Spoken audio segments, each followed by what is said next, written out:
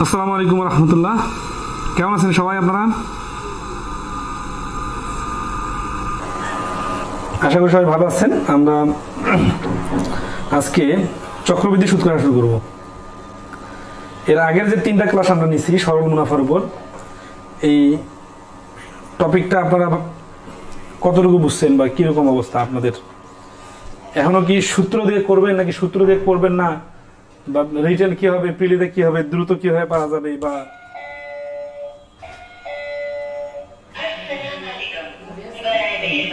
আছে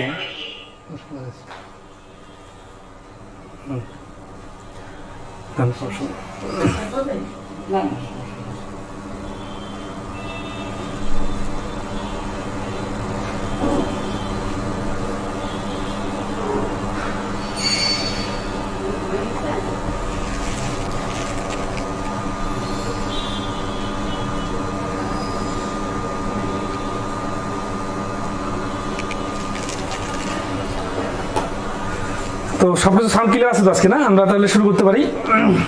চক্রবৃদ্ধি সুদ কষার অঙ্কগুলো আছে আমাদের বইয়ের 460 নম্বর পৃষ্ঠায়। 460 নম্বর পৃষ্ঠায় চক্রবৃদ্ধি টপিকটা শুরু। এটা বেসিক আলোচনাটা একটু বলি।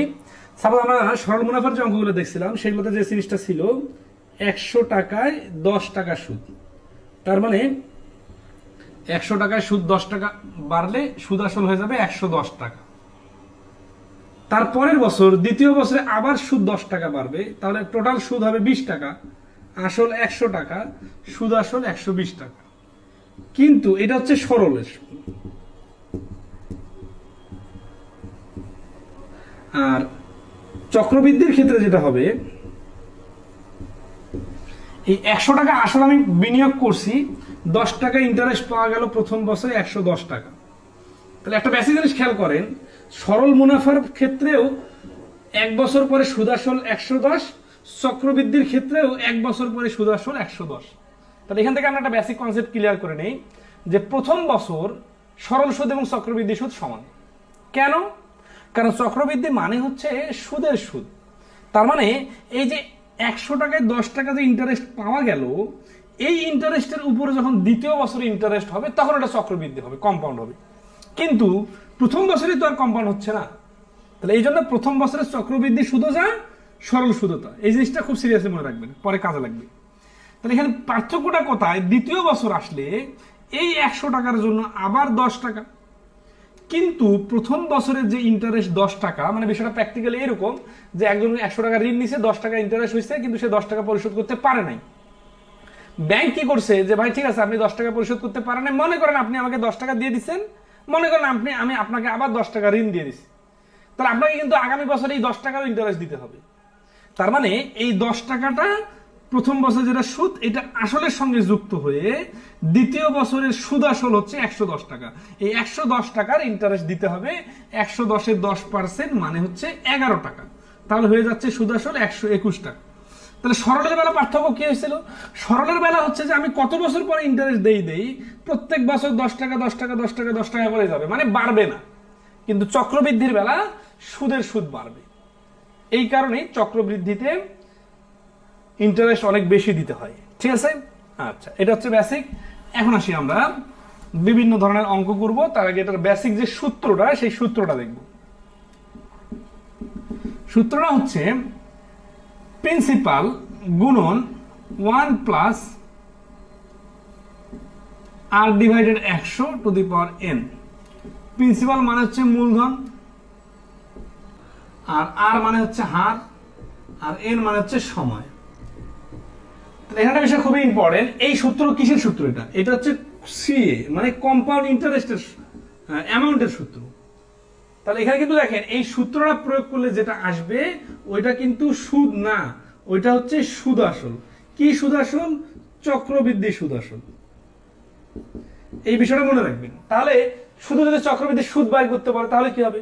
চক্রবৃদ্ধি যখন সুদ বাইর করতে বলবে তখন এইরকম হবে 1 প্লাস r%, হ্যাঁ, এন মাইনাস পি। তার মানে এই সুদ আসল থেকে প্রিন্সিপালটা বাদ দিলে তখন সুদ বাইর হবে। তাহলে এটা হচ্ছে সুদ বাইর করার সূত্র, আর উপরেরটা হচ্ছে সুদ আসল বাড়ি করার সূত্র, এই একটা সূত্র দিয়ে মোটামুটি সব অঙ্ক হবে। তবে মাঝে আমরা অনেকগুলো টেকনিক শিখবো, এই টেকনিকগুলো দিয়ে আপনারা অনেকগুলো অঙ্ক মুখে মুখে করতে পারবেন।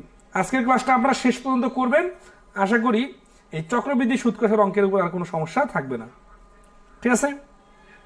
আচ্ছা,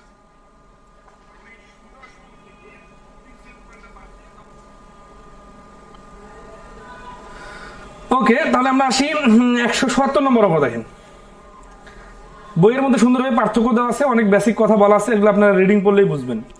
177 নম্বর বলছে জামিল সাহেব 10% মুনাফায় ব্যাংকে 3000 টাকা জমা রাখেন, প্রথম বছরান্তে তার চক্রবৃদ্ধি মূলধন কত হবে? প্রথম বছরান্তে বলছে, এটা কিন্তু 2019 সালের প্রশ্ন। তাহলে প্রথম বছরান্তে চক্রবৃদ্ধি যা সরল সুদতা, তার মানে বিষয়টা কি হবে, 3000 এর সাথে 10% যুক্ত করে দিলেই হয়ে যাবে। কিরকম দেখেন, 3000 হচ্ছে আসল প্লাস এটা হচ্ছে আসল। এখানে উত্তর কি চাইছে, শুধু সুদ চাইছে না সুদ আসল চাইছে? সুদ আসল চাইছে বা মূলধন চাইছে, তাহলে এটা হচ্ছে সুদ। তাহলে 3000 প্লাস 3000 এর 10% মানে 3000 প্লাস 300 মানে 3300, এটা হচ্ছে অ্যান্সার। আবার এটাকে আমরা যেহেতু শতকরা ক্লাস করছিলাম, শতকরার মতো চিন্তা করা যায়, 3000 এর 110% সমান সমান সরাসরি 3300। এখানে একটা খেয়াল করেন যে এখানে সরল সুদের মতো হিসাব হচ্ছে না, কিন্তু প্রশ্নটা বলছে চক্রবৃদ্ধি মূলধন, তাহলে সরল সুদের মতো কেন করতেছি? কারণ এটা যদি আপনি সূত্র দিয়েও করেন, সিরিয়াসলি খেয়াল করেন, সূত্র দিয়ে করলে কি হবে, 3000 গুণন 1 প্লাস আর পার্সেন্ট মানে হচ্ছে 10%, তাহলে 10/100 ডিভাইডেড উপর হচ্ছে 1 বছর। তাহলে এই শূন্য কাটা, 10 আর 1 মানে হচ্ছে কি 3000 গুণন 1 আর 10কে 10 আর 1 11, 11/10, এই উপরে পাওয়ার 1 থাকার কারণে একবার হিসাব হচ্ছে। এই শূন্য কাটা 11 দিয়ে 300কে গুণ করলে 3300 হয়। তার মানে এই প্রশ্নটার অ্যান্সার কিন্তু 3300, সূত্র দিয়ে প্রয়োগ করলো, চক্রবৃদ্ধির সূত্র প্রয়োগ করলেও। তাহলে ওই যে বেসিক কথাটা বলছিলাম যে প্রথম বছরে সরল সুদ এবং চক্রবৃদ্ধি সুদ সমান। ঠিক আছে? আচ্ছা, ওকে, তাহলে আমরা আসি 171 নম্বর অঙ্ক। দেখেন 171 নম্বর অঙ্ক, 172 নম্বর অঙ্ক, এগুলো হচ্ছে যার সূত্রটা আর কি। হ্যাঁ, বলছে কি চক্রবৃদ্ধি মুনাফার ক্ষেত্রে নিচের কোন সূত্রটি সঠিক? ঠিক আছে, তাহলে এখানে সি ইকুয়াল টু হচ্ছে P plus 1 P into 1 plus R divide to the power N. মানে এখানে এই যে আর আছে না, এই সূত্রটাতে আমরা দেখছিলাম, সরাসরি সূত্রটা আর কি, যে নিচে 100 না লিখে সরাসরি লিখছি। ওকে, সমস্যা নাই। তাহলে আমরা আসি 173 নম্বর অঙ্ক। দেখেন আমজাদ এই সাগর বছরের শতকরা বার্ষিক যে হারে কোনো মূলধন 6 বছরের মুনাফা আসলে দ্বিগুণ হয়, সেই হার কত টাকা 4 বছরের মুনাফা মূলধনে 2050 টাকা? স্যার একটু সমাধান করে দেন। আমজাদ এই সাগর, আপনি এই ক্লাস শতকরা সুদ কষার 2 নম্বর ক্লাসটা করেন মনে হয়, 2 নম্বর ক্লাসের অঙ্কটা করে দিছি, ওই যে দ্বিগুণ 3 গুণের হিসাবের অঙ্কে, আপনি দেখে নেবেন। এইভাবে করে দেওয়া অঙ্ক করতে বললে তখন মনে হয় যে না আপনি ক্লাসটা ভালো করে করেন নাই, আর ওটা একটু কঠিন অঙ্ক ছিল দেখে আমি বেশি ফোকাস করছিলাম। 173 নম্বর বলছে 10% চক্রবৃদ্ধি সুদে 100 টাকা 2 বছরের সুদ আসলে কত টাকা হবে? তাহলে এখানে দেখেন 100 টাকা হচ্ছে আসল, আর সূত্রের 1 প্লাস সুদের হার 10% মানে 10/100 2 বছরের জন্য উপরে পাওয়ার 2, এটা হচ্ছে সরাসরি সূত্র দিয়ে। শর্টকাট টেকনিক আছে, আমরা একটু পরে আসতেছি। হ্যাঁ, তাহলে 100 গুণন এখানে 0 কাটা, তাহলে 10কে 10 আর 1 11, 11/10, কিন্তু এখানে 2 পাওয়ার স্কোয়ার আছে, তার মানে 100 গুণন এখানে 11 121 ডিভাইডেড 100 কাটা, তাহলে অ্যান্সার হচ্ছে 121।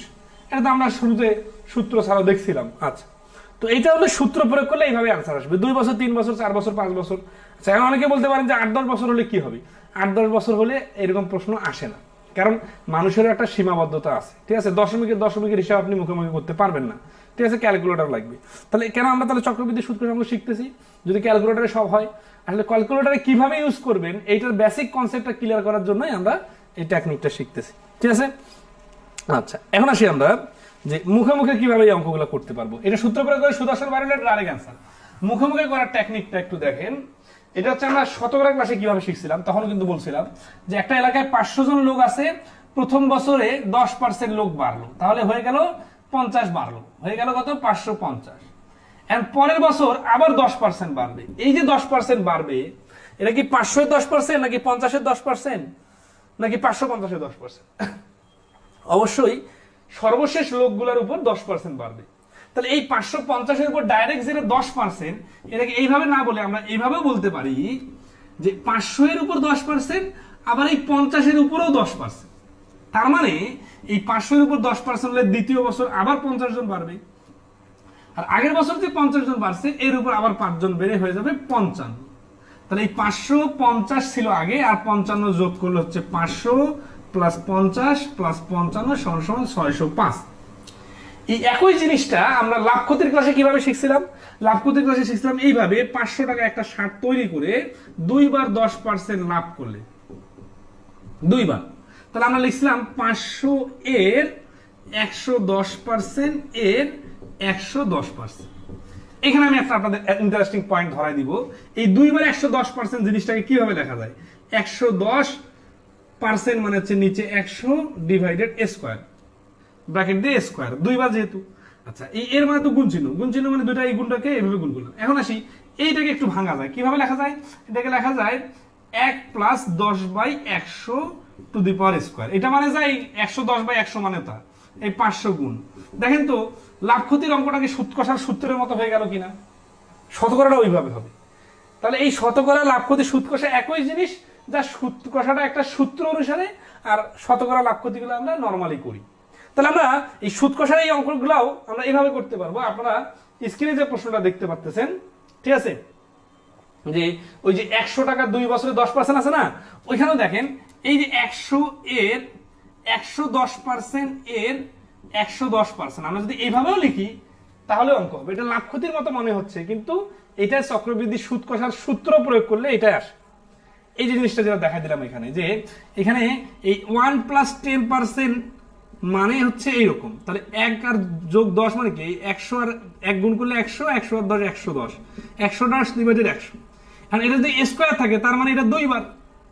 তাহলে এই যে 110 ডিভাইডেড 100, তাহলে এর মানে তো এটা নিচে 100 100 2 বার আছে। তাহলে যদি 3 বছর বলে তাহলে এখানে 3 হয়, এখানে 3 হয়, মানে এই জিনিসটা 3 বার লিখতে হয়। তাহলে এখানে আবার 110% আমরা 3 বার লিখবো। তার মানে যত বছর বলবে ততবার লিখবো। তাহলে এই যে বিভিন্ন, তাহলে একটা সূত্র দিয়ে করা যায়, একটা হচ্ছে এই লাভ ক্ষতির স্টাইলে করা যায়, আর একটা হচ্ছে মুখে মুখে করা যায়। সেই মুখে মুখে করার টেকনিকটা আমরা এখন দেখব, ঠিক আছে? স্যার একেবারে 102 থেকে 171 বাকিগুলো পরে করাই দিবেন? অবশ্যই না। আপনি 3 নম্বর ক্লাসটা মিস করছেন। সিয়াম আহমেদ মুসা 3 নম্বর ক্লাসে আমরা চক্রবৃদ্ধির আগ পর্যন্ত করছিলাম। এত বড় গ্যাপ দেওয়ার তো সুযোগ নাই। আমরা যেহেতু এই কোর্সটা বইয়ের উপর করাচ্ছি, এই জন্য বইয়ের নাম্বারিং গুলোকে সর্বোচ্চ ফোকাস করতেছি, ঠিক আছে? ওকে, তাহলে আসি 173 নম্বর অঙ্কটাতে আমরা এখন সব থেকে মুখে মুখে করার টেকনিক দেখবো, শর্টকাট। তাহলে এই 100 এটা হচ্ছে আসল, আর প্রথম বছর এটার মুনাফা হচ্ছে 10% মানে 10 টাকা। দ্বিতীয় বছর এই 100 টাকার জন্য আবার 10 টাকা, কিন্তু এই প্রথম বছরের মুনাফা যে 10 টাকা এইটার জন্য আবার 1 টাকা। তাহলে মোটে কত হলো? মোটে হলো 100 10 10 20। দেখেন এই 10 10 20 যদি আমি যোগ করি তাহলে এটা হয়ে যাচ্ছে সরল সুদ। মানে এই আসলের উপর যেটা হয় 2 বছরে 2 বার, এটা হচ্ছে সরল সুদ। আর যেগুলা সুদের সুদ এইটা হচ্ছে বাড়তি সুদ। এই বাড়তি সুদ আর সরল সুদ দুইটা যোগ করলে হয়ে যাচ্ছে, সুদের সুদ আর নরমাল সুদ যোগ করলে হয়ে যাচ্ছে চক্রবৃদ্ধি সুদ।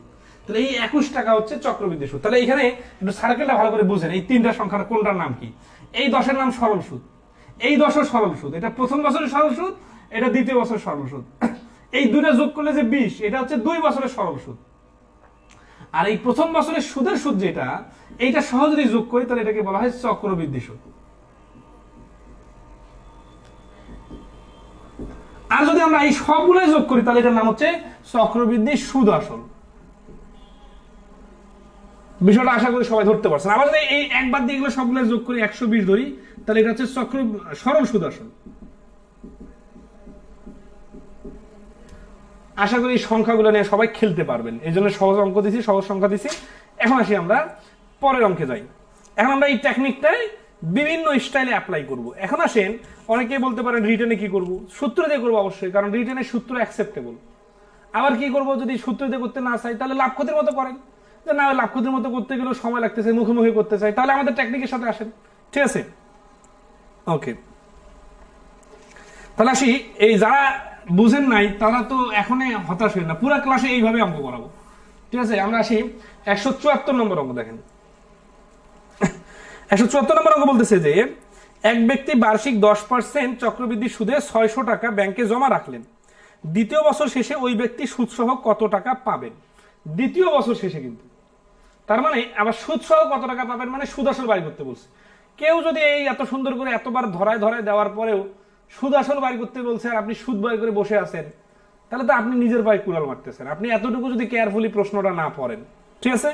আচ্ছা, তো এখানে সুদ আসল বাড়ি করতে বলছে, তাহলে আমরা কি করব?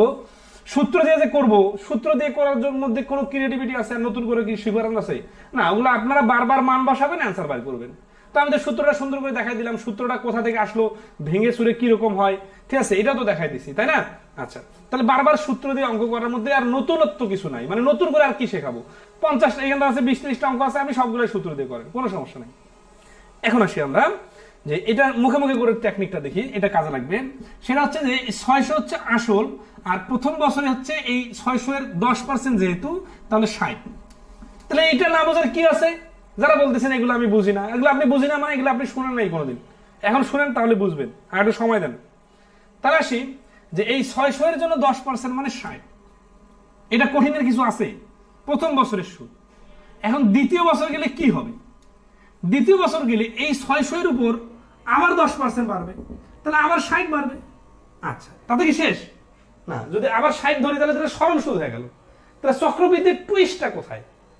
টুইস্টটা হচ্ছে এই যেই টাকাটা প্রথম বছরে পাওয়া গেছে, এই টাকাটা আবার দ্বিতীয় বছরে গেলে এইটার উপরও 10% দিতে হবে। তাহলে 60 এর 10% হচ্ছে 6। তাহলে এই 6 এর নাম হচ্ছে সুদের সুদ। তাহলে 60 আর 60 120 আর 6 126, এই 126 হচ্ছে চক্রবৃদ্ধি সুদ। কিন্তু আমাদের তো প্রশ্নে চক্রবৃদ্ধি সুদ বের করতে পারে না, আমাদের আগে তো বলছে কি চক্রবৃদ্ধি সুদ আসল। তাহলে এই 600 আসলটা সহ যোগ করলে হয়ে যাবে 726। হ্যাঁ, বলেন তো এখানে কঠিন জিনিসটা কি? কোনটা কঠিন, কোনটা আপনার মাথার উপর দিয়ে যায়, কোনটা সমস্যা? কিচ্ছু নাই। জাস্ট আপনি মনে করেন যে আমার কঠিন লাগে, এই জন্যই কঠিন লাগে। আপনি আজকে মনে করেন আর কঠিন লাগবে না, আজকে লাগবে না, আমরা আরো বেশ কিছু অঙ্ক করবো, ঠিক আছে? আচ্ছা, ওকে, তাহলে আশা করি সবাই ক্লিয়ার। এখন দেখি আমরা 175 নম্বর অঙ্ক, 41তম বিসিএস পরীক্ষা আসছে। এখন আসি 100, এখানে কিন্তু আমাদের বইয়ে দেখেন অধিকাংশ অঙ্ক 3 ভাবে সমাধান দেওয়া আছে, 3 ভাবে সমাধান দেওয়া আছে। এখন প্রতিটা অঙ্ককে 3 ভাবে দেখানো সম্ভব? দরকার নাই তো 3 ভাবে দেখানোর, আমরা জাস্ট টেকনিকটা শিখতেছি, এইটা একটু ইনোভেটিভ বা নতুন, এটা একটু দেখি। আর সূত্র দিয়ে করা তো আমরা টেকনিক কিছু না, এটা তো নিজে করতে পারবেন। তাহলে 175 নম্বরে বলছে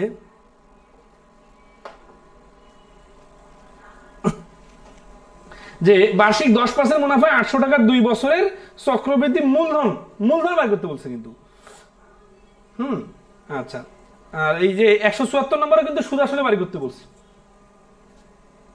তাহলে আসি এই 2 বছরে তার 810%, তাহলে এই যে 600 এর জায়গায় 800 টাকা দেই, 800 যখন 10% ধরবো তাহলে এখানে 80, আর দ্বিতীয় বছরে 80। এখন বলেন যে 2 বার কেন 80 লিখতেছে? একটু প্র্যাকটিক্যালি ভাবেন যে প্রথম বছরে আসলের 800 এর উপর সুদ 80 টাকা, আর দ্বিতীয় বছর গেলে ওই আসলটা 800 টাকার উপর আবার 80 টাকা, তাহলে এটা তো সরল সুদ হয়ে গেল বা সাধারণ লাভ ক্ষতির অঙ্ক হয়ে গেল। তাহলে এক্সট্রা কি? এক্সট্রা হচ্ছে যে এই 80 টাকার উপর আবার 10% মানে 8 টাকা। তাহলে 80 80 160 আর 8 168, আর এই যে আগের 800 আছে, এই 800 সহ যোগ করলে 968, এটা অ্যান্সার। এবং কয়েক সেকেন্ডে হবে, আপনি রিডিং পড়তে পড়তে অ্যান্সার বলতে পারবেন, ঠিক আছে? আচ্ছা, হ্যাঁ, এইরকম ভাবে ধরাই দিলে বুঝি। ধরাই দেওয়ার জন্য তো এই ক্লাস, ইউটিউবে দেখবেন ভিডিও, কিন্তু ওইখানে তো এত কথা বলি নাই বা এত বেশি অঙ্ক করাই নাই, এত ভেঙে চুরে দেখানোর সময় নেই, কারণ এটা 10-15 মিনিটের ভিডিও। কিন্তু এখন আমরা প্রায় 1.5 ঘন্টা ধরে ক্লাস করবো, না বুঝে যাবেন কোথায়? ওকে, তাহলে একটা আপনারা করে দেন তো, খুব দ্রুত করে দিতে হবে। 176 নম্বর অঙ্কটা দেখেন, এগুলো কিন্তু বিভিন্ন পরীক্ষায় খুব আসে, এই সহজ প্রশ্নগুলো খুব আসে। আপনারা যারা 10 বছরের প্রশ্ন আসলে কি হবে সেই টেনশনে বাঁচেন না, তারা খুঁজে দেখেন 10 বছরের প্রশ্ন নাই, খুঁজলেও পাবেন না, ঠিক আছে? এমনি সোহেল তানভীর সেম ম্যাথগুলো স্কিপ করেন। হ্যাঁ, অবশ্যই স্কিপ করবো, জাস্ট হচ্ছে 2-1টা করে নেই। আর এখানে তো আসলে অত বেশি ভেরিয়েশন নাই, তো যেগুলো ভেরিয়েশন আছে সব দেখাই দিব। আর নতুন টেকনিক, এই জন্য একটু বেশি অঙ্ক করতে হয়। 10% হার মুনাফায় 2000 টাকা 2 বছর চক্রবৃদ্ধি মূলধন কত? মূলধন মানে সুদ আসল। তাহলে 2000 10% মানে 200 220 420 আর 200 2000 মিলে 2420। বেশি অঙ্ক করতেছি কিন্তু কয় সেকেন্ড সময় নিতেছি একটু দেখেন তো। ওকে, তাহলে একই ভাবে 177 178 179 180 সবই একই ভাবে করা যাচ্ছে। 181 নম্বর অঙ্কটা একটু দেখব। সীমা জান্নাত 2440 বলছেন, এটা ভুল হয়েছে, 2420 হবে। ওকে, তাহলে 181 নাম্বারটা একটু ভিন্ন, তার আগ পর্যন্ত গুলা একই রকম। তাহলে এগুলো আপনারা যদি প্র্যাকটিস করেন আর কিছু বাকি থাকবে। এই যে একজাতীয় অঙ্কগুলো আমরা ধরাই দিতেছি আপনার হাতে, বইয়ে হিন্টস দেওয়া আছে সুন্দর করে, এই এতগুলো একজাতীয় অঙ্ক করার পরে আপনি না শিখে কোথায় যাবেন? জাস্ট একটু সময় দিতে হবে। তাহলে 181 নম্বর অঙ্ক বলতেছে যে এক ব্যক্তি 10% হার চক্রবৃদ্ধি সুদে ব্যাংকে 1000 টাকা জমা রাখেন, দ্বিতীয় বছর সুদের হার বৃদ্ধি পেয়ে 15% হলো, দ্বিতীয় বছর শেষে ওই ব্যক্তি সুদে আসলে কত টাকা পাবেন? তাহলে 2 বছরের কথা বলছে, আগের মতোই সব হিসাব, কিন্তু ইন্টারেস্টের রেটটা ভ্যারি করছে। ঠিক আছে, কিরকম দেখেন, 10,000 এই 1000 এর উপর 10% যদি হয় তাহলে প্রথম বছর ইন্টারেস্ট 100 টাকা। ওকে না, বুঝে বুঝে করলে একটু ভিন্ন লেজুর লাগাই দিলে আপনারা পারবেন। এখন আসি, এটা প্রথম বছরে চলে গেল, এই পর্যন্ত ক্যালকুলেশন শেষ, 10% ক্ষমতা শেষ হয়ে গেছে। কারণ যখনই আমরা দ্বিতীয় বছরে হিসাব করতে যাব তখন এইটার পরে 15% অ্যাপ্লাই হবে। এখন আমাদের সুদ আসল কত? 1100 টাকা। 1100 টাকার উপর ডাইরেক্ট 15% হিসাব করতে পারেন, কিন্তু দেখেন 1100 এর 15% আপনার মাথায় কিন্তু ডাইরেক্ট খেলতেছে না। কিন্তু এটাকে একটু ভাঙে ভাঙে করি, এই 1000 এর 15% মানে 150 আর 100 এর 15% মানে 15। এই যে দুই জায়গাতে কিন্তু এখন 15% অ্যাপ্লাই হলো। কেন? কারণ এই 100 টাকা যখন আমরা বাইর করে নিয়েছি তখন প্রথম বছরের চ্যাপ্টার কিন্তু ক্লোজ হয়ে গেছে। যখনই আপনি দ্বিতীয় বছরে যাবেন তখন আসলের উপর সুদটাও 15% হবে, আবার সুদের সুদটাও 15% হবে। ঠিক আছে, তাহলে এই যে এখানেও 15%, এখানেও 15%। এখন আসি তাহলে সবগুলো ক্যালকুলেট যোগ করি। 100 আর 150 মিলে হচ্ছে 250, আর 15 মিলে হচ্ছে 265, আর এই যে 1000 যোগ করলে হয়ে যাচ্ছে 1265। এটা অ্যান্সার। ওকে, তাহলে এই প্রশ্নের অ্যান্সার হচ্ছে 1265। নেক্সট আসি আমরা 182 নম্বর অঙ্ক। এইখানে দেওয়া আছে 3 বছরে। দেখেন এই প্রশ্নটা 182 নম্বর অঙ্কটা অষ্টম শ্রেণীর 2.2 এর 7 নম্বর অঙ্ক। আবার এইটা অনেকগুলো পরীক্ষা আসছিল, আমি জাস্ট লেটেস্ট প্রশ্নটা দিছি আর কি। ঠিক আছে, লেটেস্ট রেফারেন্সটা দিছি। 3 বছর 4 বছরে 2-3টা অঙ্ক করলে আশা করি আপনাদের আর কোনো সমস্যা থাকবে না। আর 3 বছর 4 বছর গুলো করলে তখন তো 2 বছর গুলো পানির মতো সহজ মনে হবে, তাই না? আচ্ছা, এখন আসি তাহলে 182 নম্বর অঙ্কটা আমরা আগে সূত্র দিয়ে রিটেন ফরম্যাটে করি। সূত্রটাই কিন্তু রিটেন ফরম্যাট। রিটেন ফরম্যাট এরকম না যে গল্পের মতো লিখতে হবে, এখানে গল্পের মতো লেখার কিছু নাই। তাহলে 182 নম্বরের কি বলছে যে বার্ষিক 10% মুনাফায় 8000 টাকা 3 বছরের চক্রবৃদ্ধি মূলধন কত, মানে সুদ আসল। 8000 টাকা আসল, 10% 3 বছর। তাহলে তো আমার আর লেখার দরকার নাই, ডাইরেক্ট আমরা লিখি 8000 গুণন সূত্রের 1 ডিভাইডেড 10% মানে 10/100, 3 বছর বলার কারণে 3। তাহলে 8000 আমি 2-1 লাইন স্কিপ করে ডাইরেক্ট লিখি, কিন্তু আমি তো বলে দেই যে কোথায় স্কিপ করলাম। এই 100 আর এটা লসাগু করলে নিচে 100, 100 আর 1 গুণ করলে 100, 100 10 মিলে 110, আর এখানে 3 আছে, এই জন্য 110 ডিভাইডেড 100, এইটা 3 বার। আর এখানে 3টা শূন্য আছে, তাহলে আমরা এখানে আর 4টা 5টা 6টা শূন্য, উপরে 6টা শূন্য, তাহলে নিচে 6টা শূন্য বাদ। তাহলে 11 11 11 গুণ করলে কি হচ্ছে, 3টা 11 গুণ করলে 1331 হয়, গুণন 8। তাহলে 8কে 8, 3 × 24 4 হাতে করে 2, 3 × 24 আর 2 26 6 হাতে করে 2, 8কে 8 আর 2 10।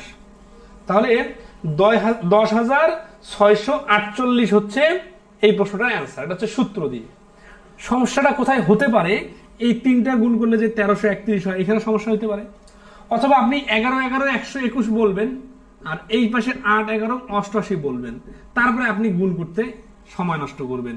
তখন আপনি কি করবেন, 121 8, 8কে 8, 8 2 16 6 হাতে করে 1, 8কে 8 আর 1কে 9, ঠিক আছে, আবার এক ঘর কাটা, 8কে 8 আর একই হবে কি 968 হবে। ঠিক আছে, 968। তাহলে এখানে 8 6 14 4 হাতে করে 1, 9 6 15 একে 16 6 হাতে করে 1, 9 একে 10। তাহলে এইটা অ্যান্সার। কিন্তু এই গুণ করতে যে ক্লাস 3 এর বাচ্চা, 3 3 তো না, 1-2 এর বাচ্চা আর কি, কারণ এখন তো 1-2তেই আমার বাচ্চা ক্লাস 1-এই পড়ে নাই, তাতে গুণ শেখানো শুরু করে দিছি। তো 1-2 এর বাচ্চার মতো গুণ করতে যে আপনার অনেক সময় গেছে কিন্তু। আচ্ছা, তো যাই হোক, এই গুণেরও অনেকগুলো টেকনিক আছে। তো আসি আমরা এটাকে একটু, এটা এইভাবে করা যাবে না বিষয়টা কোনো, এইভাবে করবেন, সমস্যা নেই। কিন্তু যদি আপনি আর একটু বেটার সিস্টেম শিখতে পারেন তাহলে একটু সময় সেভ হয় না? সেই সময়টা কিভাবে সেভ হয় সেটা আমরা দেখবো। বাট এই যে আমি ফর্মালি করে দিলাম, এটা কিন্তু রিটেন। এখন আপনারা এখন বলতে পারেন যে কিভাবে আরো কি কি লিখতে হবে, আরো এক্সট্রা কিছু লিখতে হবে কিনা। এই যে সাইড নোট দিবেন, এই যে 8,000 এর নাম কি, এখানে মূলধন সমান সমান 8,000, এখানে সুদের হার সমান সমান, পি সমান সমান আর সমান সমান 10%, সময় সমান সমান 3 বছর। এই বেসিক নোটগুলা, সাইড নোটগুলা বইয়ে কিন্তু সুন্দরভাবে দেওয়া আছে। আচ্ছা, এখন আসি আমরা এইটাতে আমরা শর্টকাটে কিভাবে করতে পারি। এই জিনিসটা আমরা যদি ভালো করে শিখি তাহলে এরপরে যতগুলো অঙ্ক আছে মোটামুটি ক্লিয়ার। কারণ এই 3 বছর পর্যন্ত অঙ্কগুলো বেশি আসে, 4-5 বছরে যেগুলো আসে ওগুলো আরো সহজ করে দেওয়া থাকে, এবং এই 3 বছরেরটা পারলে ওগুলোও পারা যাবে। ঠিক আছে, তাহলে 182 নম্বর অঙ্কটা আমরা এখন মুখোমুখি করার টেকনিকটা দেখবো। এখানে ইন্টারেস্টের রেট 10%, তাই না? তাহলে দেখেন আসলটা কত, আসলটা হচ্ছে 8,000। আপনারা যখন পরীক্ষা করবেন তখন তো খালি জাস্ট হিন্টসগুলো লিখবেন। তাহলে প্রথম বছরের সুদ হচ্ছে 10%, মানে হচ্ছে 8। তাহলে দ্বিতীয় বছর কি, দেখেন আগে আসলগুলোর উপর সুদ সবগুলো লিখে নেবেন, যত বছর ততটা লিখে নেবেন। তাহলে এই যে 3 বার 800 করে হলো, 3 বার কেন, 3 বছর বলছে, 800 করে কেন, 8,000 এর উপর কেন, শুধু 8,000 এর উপর, কারণ আমি আরো কি নাই, আরো আছে, কিন্তু আমরা শুধু আসলগুলোর আগে বাইর করলাম। এখন আসি দ্বিতীয় বছরের, প্রথম বছরের কাজ কিন্তু শেষ। দ্বিতীয় বছর যখন হবে তখন কি হবে, দ্বিতীয় বছর যখন হবে তখন এই 8,000 টাকাটার উপর আবার 800 টাকা সুদ হবে। কিন্তু এই প্রথম বছরের সুদ যে 800 টাকা, এইটার উপরে দ্বিতীয় বছরের সুদ হবে 80 টাকা। এখন আসি আমি কি দ্বিতীয় বছরে টাকাটা তুলে নিব নাকি আরো 1 বছর ফালা রাখবো, তৃতীয় বছর পর্যন্ত আরো 1 বছর ফালা রাখবো, কারণ 3 বছরের কথা বলছে। তাহলে এই যে 800 টাকা, এটা কয় বছর ব্যাংকে পড়ে থাকবে, 2 বছর। তাহলে দেখেন এটা 3 বছরের কথা বলছে, তাহলে 2 বছর কেন পড়ে থাকবে, কারণ এই টাকাটা তো পাওয়াই গেছে 1 বছর পরে। তাহলে আসলটা শুরু থেকে 3 বছর ছিল, কিন্তু প্রথম বছরে যেটা ইন্টারেস্ট, এইটা পাওয়া গেছে 1 বছর পরে, তাহলে আর 2 বছর এটা ব্যাংকে পড়েছিল, তাহলে আর 2 বছরে এই 80 টাকা 80 টাকা করে এটা ইন্টারেস্ট তৈরি। এখন আসি এই যে 80 কেন না, এই যে 2 80 আছে, এখন এই পর্যন্ত আশা করি ক্লিয়ার। এখানে 2টা 80 না দিয়ে অনেকে একটা 80 দেয় আর বুঝে না। তো আমি তো ভেঙে ভেঙে দেখা দিতেছি যে প্রথম বছরের ইন্টারেস্টটা ব্যাংকে আরো 2 বছর ছিল, এই জন্য 2 বার ইন্টারেস্ট হবে। এখন এই প্রথম বছরের চ্যাপ্টার শেষ। এখন আসি দ্বিতীয় বছরের টোটাল ইন্টারেস্ট কত হলো, 880 টাকা। দেখেন 800 আর 80 মিলে 880। এই জন্য কিন্তু এই সবগুলো এইভাবে লিখতে হয়, তাহলে আপনি উল্টাপাল্টা করবেন না। এই দ্বিতীয় বছরে যে আপনি টোটাল ইন্টারেস্ট 880 টাকা পেলেন, এটাকে আপনি তুলে নিয়ে চলে আসছেন না, আপনি ব্যাংকে আরো 1 বছর রেখে দিচ্ছেন। তাহলে এই টাকাটা রাখছেন কত বছর, 1 বছর। তাহলে 1 বছর পরে কত টাকা দিবে, এই 800 আর 80 মিলে 880। এখানে যেহেতু ইন্টারেস্টের 10%, তার মানে সরাসরি 88। এইভাবে লেখা যায়, অথবা আরো একটু ভাঙে লেখা যায় যে 800 এর জন্য 80 আর 80 এর জন্য 8, 80 আর 8 যোগ করলে 88। ঠিক আছে, ওকে। এই টাকাটা পাইলেন কখন, তৃতীয় বছর পরে।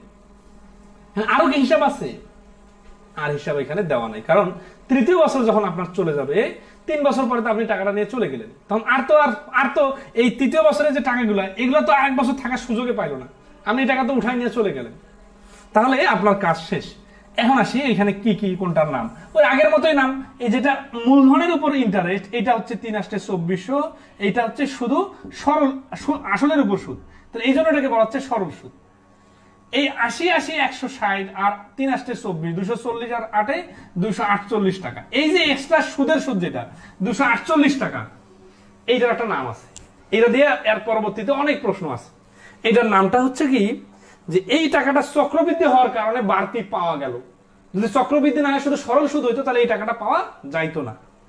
তাহলে এটাকে আমরা কি বলবো, এটাকে আমরা বলবো সরল সুদ এবং চক্রবৃদ্ধি সুদ, এই দুইটার পার্থক্য। তাহলে বিষয়টা এইভাবে বলা যায় যে চক্রবৃদ্ধি হলে 248 টাকা বেশি পাওয়া যাবে। ওকে, এখন যদি বলে যে চক্রবৃদ্ধির সুদ কত, তাহলে চক্রবৃদ্ধির সুদ হবে এই 3টা সরল সুদ, আর এইটা মিলে 2টা যোগ করে হবে 2648 টাকা। এটা হচ্ছে চক্রবৃদ্ধির সুদ। দেখেন চক্রবৃদ্ধির সুদ, আর এটা হচ্ছে পার্থক্য। এইটা কেন তো সূক্ষ্মভাবে দেখাচ্ছি, কারণ এইগুলোর উপরে নতুন নতুন প্রশ্ন হবে। আর এইটা হচ্ছে সরল সুদ। এখন আসি এই প্রশ্নে আমাদের কি বলছে, এই প্রশ্নে বলছে 3 বছরের চক্রবৃদ্ধি মূলধন কত, মানে সুদ আসল বাড়ি করতে বলছে। তাহলে সুদ আসল বাড়ি করতে গেলে এই 8,000 এর সাথে আসলের সঙ্গে এইটা যোগ করতে হবে। তাহলে 8,000 যদি আমি যোগ করি, 8 আর 2 10,648। এবং এটা অনেক বোঝানোর জন্য অনেকগুলো লেখা বা অনেকগুলো কথা বলতে হলো, যখন আপনি বুঝে যাবেন তখন কিন্তু কয়েক সেকেন্ডে হয়ে যাবে। ঠিক আছে, ওকে।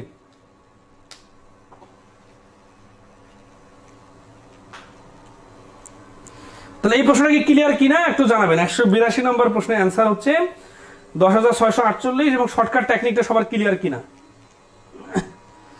এখন আসি এই 182 নম্বর অঙ্কটা আমরা আবার করব। এবার ধরেন আছে 4 বছর আগে লাগাই দিই, ধরেন আছে এই অঙ্কটা হুবহু এরকমই বললো কিন্তু 4 বছরের কথা বলবো, তাহলে তো আরেকটু শিখবেন নাকি। আচ্ছা, তাহলে 4 বছর আসলে কি হয় দেখি। আমরা এখানে 3 বছরে এসে থেমে গেছিলাম, তাই না? আমরা যখন চতুর্থ বছরের কথা বলবো তখন আমরা এই যে এই বিষয়গুলো লিখবো আবার, কিন্তু আরেকবার একটু দেখাই দিই। হ্যাঁ, তাহলে চতুর্থ বছরের কথা যখন বলবে তাহলে এইভাবে 8,000 এর উপর আবার 4 বার 800 লিখে ফেলবে, কারণ আসলটা তো 4 বছরে থাকবে। আসল তো আমি মাঝখান থেকে হঠাৎ করে তুলে নিয়ে আসবো না, ওটা তো আমি রেখে দিব। তাহলে আসলটা আমাকে 4 বছর 800 টাকা করে 3200 টাকা দিবে। ওকে ডান। এখন যে প্রথম বছরে যে 800 টাকা পাইছিলাম এইটার ইন্টারেস্টটা পরের বছর আসি, তারপরের বছর আসি, তার মানে 4 বছরের টোটাল ইন্টারেস্ট, কিন্তু যেটা 1 বছর পরে পাওয়া গেছে এটা 3 বছর ছিল। আবার আসি দ্বিতীয় বছরে যেটা ইন্টারেস্ট 880, এইটা তৃতীয় বছরে 88, চতুর্থ বছরে 88। আবার আসি তৃতীয় বছরে যেটা এই যে 880 আর 88 মিলে হচ্ছে 968, এই 968 টাকা এখন কিন্তু। তাহলে বিষয়টা দেখেন যে প্রতি বছরের গুলো আলাদা আলাদা করে হিসাব হচ্ছে, আবার এই টোটাল টাকাটা আগে যোগ করা হচ্ছে ভেঙে ভেঙে ভেঙে ভেঙে লেখার কারণে যে সুবিধাটা, আমরা যোগ বিয়োগ গুণ ভাগ করতে কোনো মাথায় প্রেসার পড়তেছে না।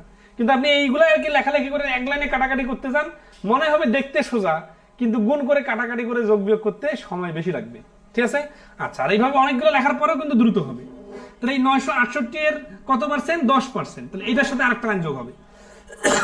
এই যে 2 বার 88 কেন লিখছিলাম, আশা করি সবাই ধরতে পারছেন যে 880 এর 10% 2 বার, এই জন্য 2 বার 88। তা আসি এই 968 এর 10% মানে হচ্ছে 96.8। এই যে 4 বছরের হিসাব কিন্তু হয়ে গেল। তাহলে এই যে দেখেন 3 বছর 2 বছর থেকে 3 বছর বাড়ার সময় এক্সট্রা লাইনটা বাড়ার সময় যে লজিকগুলো দিছিলাম, একইভাবে ওই লজিকগুলোই কিন্তু পরবর্তীতে 3 বছর থেকে 4 বছর এই 1 বছর বাড়ার কারণে যেটা হলো একই। তাহলে আসি এখন যে যদি 4 বছর পরে 5 বছরের হিসাব দেয়, ঠিক আছে,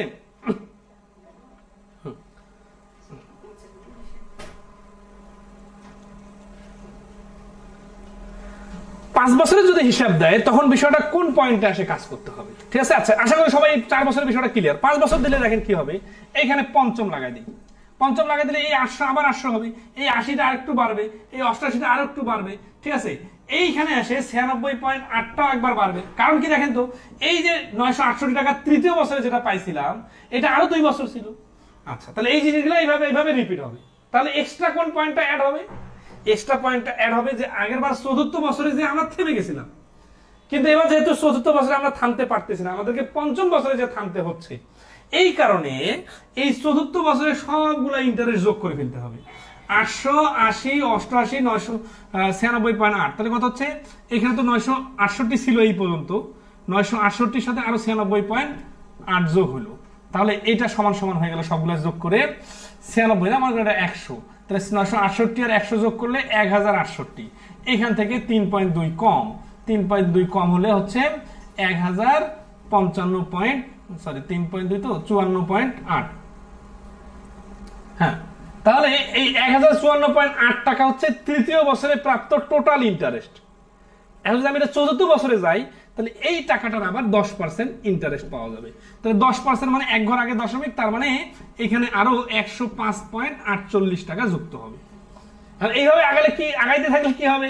আগাইতে থাকলে এই দশমিকের ক্যালকুলেশনগুলো অনেক বড় হয়ে যাবে, তখন আপনার মাথায় একটা সীমাবদ্ধতা চলে আসবে, ওই দশমিকের হিসাব করতে করতে অনেক সময় নষ্ট হবে। এই জন্য 4-5 বছরের দেয় না। মূল থিমটাকে সবাই ধরতে পারছেন কিনা দেখেন, এবং খুবই ইন্টারেস্টিং কিন্তু বিষয়টা। আশা করি সবাই ক্লিয়ার। এই তো বিদ্যুৎ তালুকদার কত সুন্দর করে লিখছেন 800, 880, এই যে দেখেন তো কত সুন্দর ছক হয়ে গেছে। আচ্ছা, আশা করি মোটামুটি কনসেপ্টটা ক্লিয়ার। তাহলে এইরকম অঙ্কগুলো আমরা আর রিপিট না করে নতুন অঙ্কে যাই। ঠিক আছে, ওকে। শারমিন সুলতানা রিমা বলছেন ক্লিয়ার। তাহলে আসি আমরা 185 নম্বর অঙ্কটা দেখেন। উল্টাপাল্টা যে কেউ করেন তাহলে আসলে আপনি সূক্ষ্মভাবে চিন্তা করতেছেন না, অথবা বইয়ে যে অঙ্কগুলো আমরা স্কিপ করতেছি আপনি ওগুলো প্র্যাকটিস করতেছেন না। ওগুলো একটু প্র্যাকটিস করেন, একাধিকবার দেখেন ভিডিওটা, আশা করি ফুললি ক্লিয়ার হয়ে যাবে 100%। তাহলে 185 নম্বর অঙ্ক কি বলতেছে দেখেন, বলতেছে যে বার্ষিক 10.5% মুনাফায় 500 টাকা 2 বছরের চক্রবৃদ্ধি মূলধন মুনাফা নির্ণয় করুন। এখানে কিন্তু সুদ আসল বাইর করতে বলে নাই, এখানে বলছে যে শুধু সুদ বাইর করুন। তো শুধু সুদ বাইর করার সিস্টেম কি? এই হুবহু একই সিস্টেম, যার শুধু শেষে আসলটা বাদ দিয়ে দিতে হবে, মানে আসলের হিসাব করার দরকার নাই, ঠিক আছে? ওকে, তাহলে আমরা আসি 5000 এই 10.5%, তাই না? সমস্যা নাই, আসল হচ্ছে 5000, তাহলে 2 বছর না, 2 বছর যেহেতু বলছে তাহলে আমরা সেই 2 বছর এই 10.5% মানে কত? 5000 এর 10% 500, আর 1% হচ্ছে 50, 5% বলা, 1/2% বলার কারণে 50 এর অর্ধেক 25, তার মানে 525 আবার 525, আর এই 525 এর 10.5%, তাই না? অনেকে কিন্তু দশমিক হিসাব করতে সমস্যা হয়, তাদেরকে আমি লজিক্যালি বলি, আগে 10% বাইর করে নেন। 525 এর 10% হচ্ছে 52.5, কারণ 525 এর 1 ঘর আগে দশমিক বসাই দিলে হয়ে গেল, তাহলে 52.5 হচ্ছে 10% এর মান। এখন 1/2% মান কত হবে? 1/2% মান কত হবে জানি না, কিন্তু এটা জানি যে 1% এর মান হবে আরো 1 ঘর আগে দশমিক, মানে 5.25, না 1/2% মান হবে এই 5.25 এর অর্ধেক, 5.25 মানে হচ্ছে আড়াই, আর এই 25 এর মানে হচ্ছে 125 এর অর্ধেক মানে হচ্ছে 12.5, তাহলে 12.5 এর সাথে যোগ হয়ে গেলে হয়ে যাবে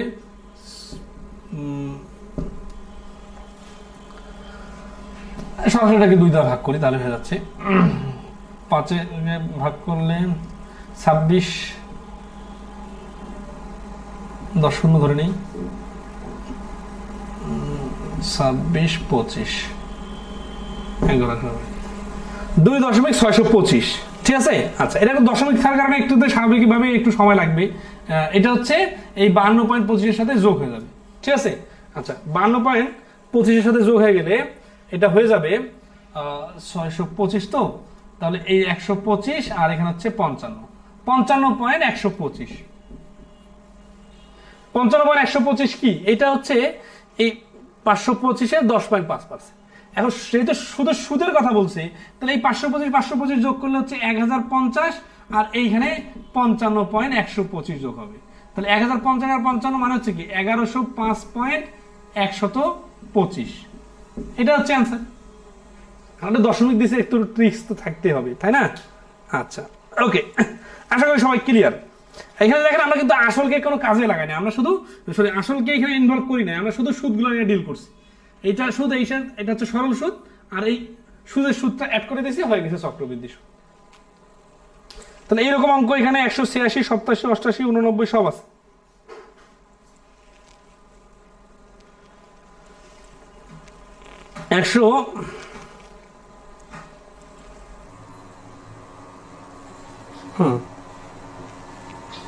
তাইগুলো আপনারা ট্রাই করবেন।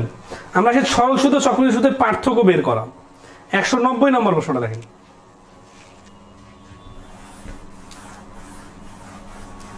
এটা তো 10.5 দেওয়া আছে, তো এটা তো স্বাভাবিকভাবে একটু ঝামেলা হবেই, সমস্যা নেই। 190 বলছে কি যে বার্ষিক শতকরা 10% 1000 টাকার 2 বছরের সরল সুদ ও চক্রবৃদ্ধি সুদের পার্থক্য কত? এই আমরা দেখবেন কয়েক সেকেন্ডে কিভাবে করা যায়। আগে ভেঙে ভেঙে দেখাই দিই, 100, 100 আর 10। এখন তো আর এইভাবে বিস্তারিত লেখার দরকার নেই কোনটা কি কেন আসলো, কারণ আমরা তো বুঝে গেছি অলরেডি। হ্যাঁ, তাহলে আমাদের এই পার্থক্য হচ্ছে শুধু 10, এই 10 হচ্ছে অ্যান্সার। এখন দেখেন এটা যে সেটা কিভাবে আসলো। 1000 এর 10% আগে বাইর করছি 100, আবার এই 1000 এর 10% 100, কিন্তু এই অঙ্কটাতে এই দ্বিতীয় 100টার কোনো কাজ নাই। কেন কাজ নাই? কারণ 2 বছরের সরল সুদ আর চক্রবৃদ্ধি সুদের পার্থক্য মানে যা, প্রথম বছরের সুদের সুদ মানে, কারণ এই বাড়তি টাকাটাই হচ্ছে সরল সুদে পাওয়া যাবে না, শুধু চক্রবৃদ্ধি হলে পাওয়া যাবে, তার মানে চক্রবৃদ্ধি আর সরল সুদের পার্থক্য। তাহলে এই 10 টাকাটাকে আমরা কিভাবে বাইর করতে পারতাম? এই আসলের উপর প্রথম বছরের সুদ, তার উপর আবার সুদের সুদ, তাহলে এটাকে ডাইরেক্ট এইভাবে লেখা যাইতো 1000 এর 10% এর 10%। কেন? যেখানে সেখানে আবার লাগাই দিবেন না। এই 10% মানে হচ্ছে প্রথম বছরের সুদ, আর এই 10% মানে হচ্ছে ওই সুদটার আবার সুদের সুদ। তার মানে 10 টাকা। আর এইভাবে লেখার থেকেও এই চিত্রটা আট করে করবেন, যেভাবে আর কি সিকোয়েন্সটা দেখাই দিলাম, তাহলে বেশি সহজ হবে। তার মানে এই যেটা লাইনের বাইরে চলে যাবে ওইটা হচ্ছে চক্রবৃদ্ধি সুদ। তাহলে আশা করি 2 বছর ব্যাপী অঙ্কগুলো আপনারা পারবেন, ঠিক আছে? তাহলে 191 নম্বর অঙ্কটা দ্রুত অ্যান্সার দেন তো, 20 সেকেন্ড সময়।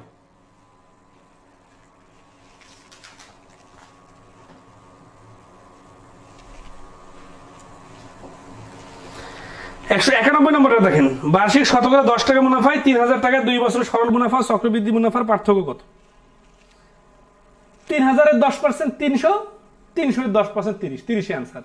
যারা বুঝে যাবেন তারা ছকটাক লেখালেখি ছাড়াই মুখে মুখে অ্যান্সার হবে, ঠিক আছে? ওকে, তাহলে এইভাবে কিন্তু অনেকগুলো পরীক্ষার প্রশ্ন আসছে, এগুলো আপনারা নিজে থেকে দেখে নেবেন। আমরা একটা 3 বছরের পার্থক্য দেখি, তাহলে সুবিধা হবে। তবে পার্থক্য দেখার আগে কিন্তু আমরা অলরেডি পার্থক্য বাইর করা শিখে গেছি। 194 নম্বর অঙ্ক দেখেন, 3 বছর মেয়াদে একটা দেখাই দিই, তাহলে এগুলো আরো পানির মতো সোজা মনে হবে। 3 বছর মেয়াদে আমরা যে সুদ আসল যেটা দেখলাম না, একটা 8000 টাকায় হুবহু একই রকম, জাস্ট সরল সুদটা বাদ দিলেই হয়ে যাচ্ছে। তো এটা এখন দেখাই দিই যে 5000, 10% হিসাব, তো তাহলে 5000-এর নিচে 3 বছর বলছে, তাহলে 3 বার 500, এইগুলো হচ্ছে সরল সুদ। আর এই 500-এর উপর আবার 10% মানে হচ্ছে দ্বিতীয় বছরে 50, তৃতীয় বছরে 50, আর এই 550-এর উপর 10% মানে হচ্ছে 55।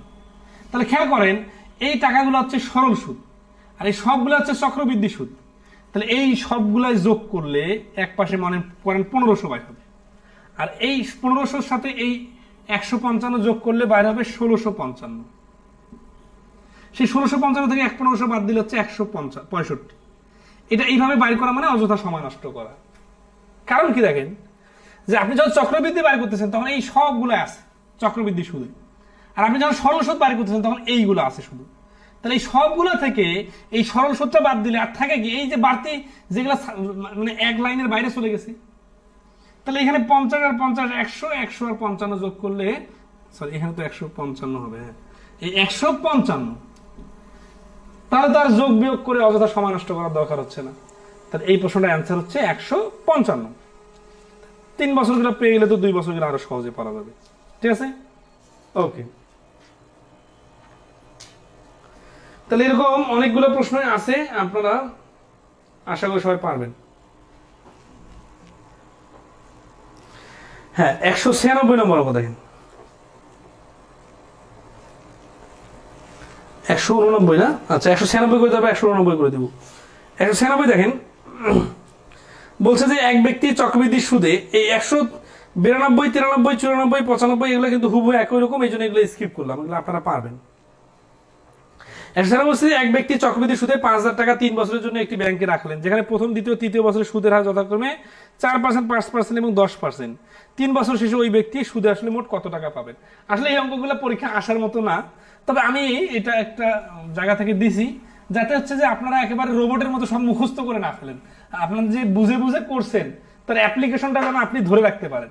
এই জন্যই কিন্তু এই বেখাপ্পা অঙ্কটা আমি দিছি, নাহলে কি হবে জানেন, রোবটের মতো সবাই মুখস্থের মতো হয়ে যাবে সবকিছু, ওইভাবে করা যাবে না। তাহলে এখানে একটি বুঝে বুঝে অ্যাপ্লাইটা দেখি। 5000 টাকা আছে, ঠিক আছে, কিন্তু এখানে প্রথম বছর, দ্বিতীয় বছর, তৃতীয় বছর প্রতিবারের সুদের হারগুলো ভিন্ন ভিন্ন। প্রথম বছরের সুদের হার হচ্ছে 4%, তারপরে দ্বিতীয় বছর হচ্ছে 5%, আর তৃতীয় বছর হচ্ছে 10%। এখন আসি আমরা, এই 4%টা যদি ইউজ হয় 5000-এর, তাহলে 5000-এর 4% কত? 5000-এর 1% হচ্ছে 50, 4% হচ্ছে 4টা 50 মানে 200। ওকে, এখানে 200, এখানে 200 মুখস্থ করা যাবে না। এই যে দেখেন আপনি যখন রোবটের মতো মুখস্থ করতেন তখন আপনি 200, 200, 200 3 বার লিখে ফেলতেন, তাতে আপনি তো মুখস্থবিদ হয়ে গেছে। অঙ্ক কি মুখস্থ করা যাবে নাকি? বুঝে বুঝে করতে হবে। এই জন্য এখানে 200 লেখার পর এখানে 200 লেখা যাবে না, কারণ এই প্রথম বছরে 5000-এর উপর 200 অ্যাপ্লাই হয়েছে, ঠিক হয়েছে, কিন্তু দ্বিতীয় বছর তো 5% ইন্টারেস্ট রেট হয়ে গেছে। তাহলে কি হবে? তাহলে এই 5000-এর উপরে 5% মানে 250 হবে। তৃতীয় বছর কি হবে? এই 5000-এর উপরে 10% মানে হচ্ছে 500। এভাবে করলাম। এখন আসি আমরা, এই প্রথম বছরের সুদ হচ্ছে 200 টাকা, এটা দ্বিতীয় বছরে কত পাবে? দ্বিতীয় বছরে যেহেতু ইন্টারেস্ট রেটটা 5%, তাহলে 200-এর 5% মানে হচ্ছে 10। এখন এখানে কি 10 দেওয়া যাবে না? এই যে কারণ কি, কারণ এই লাইন যখন আপনি ক্লোজ করতেছেন তখন তো আপনি তৃতীয় বছরে চলে যাচ্ছেন, তৃতীয় বছরে আপনার ইন্টারেস্ট রেট হচ্ছে 10%। তাহলে এই 200 টাকা এখানে 10 টাকা দিলে পরের বছর 10 টাকা দিবে না, কিন্তু আপনি যদি এখানে 10 টাকা লেখেন তার মানে বুঝতে হবে আপনি মুখস্থ অঙ্ক করতেছেন, আপনি বুঝে বুঝে করতেছেন না। ঠিক আছে, তাহলে এখানে 10% 200 মানে হচ্ছে 20। তাহলে এই যে এখানে কেন 10 হলো, এখানে কেন 20 হলো, এটা ইফেক্টটা ফেলতেছে এই পার্সেন্টেজ গুলো। এখন আসি এই টাকাটার হিসাব যদি করি, যেহেতু প্রথম বছরের কাজটা চ্যাপ্টার ক্লোজ, দ্বিতীয় বছর হচ্ছে 260 টাকা। এই 260 টাকা তৃতীয় বছরে কত টাকা পাবে? 10% মানে 26 টাকা। তাহলে আমরা এখন হয়ে গেছে কাজ কিন্তু। ঠিক আছে, টাকাগুলো জাস্ট ভিন্ন ভিন্ন অ্যামাউন্টে আসলো। উত্তর কি যে সুদে আসলে মোট কত পাবে? তাহলে আগে সুদগুলো যোগ করি। 200, 250, 450 আর 500, 950, 950 আর 30 হচ্ছে 980, 980 আর 26 হচ্ছে 1006, 1006 আর 5000 যোগ করলে হচ্ছে 6006। এটা হচ্ছে পারফেক্টলি 100% কারেক্ট আনসার। ঠিক আছে, এত সুন্দর করে বোঝানোর পরে কেউ যদি না বুঝেন তাহলে সময় দেন আরো।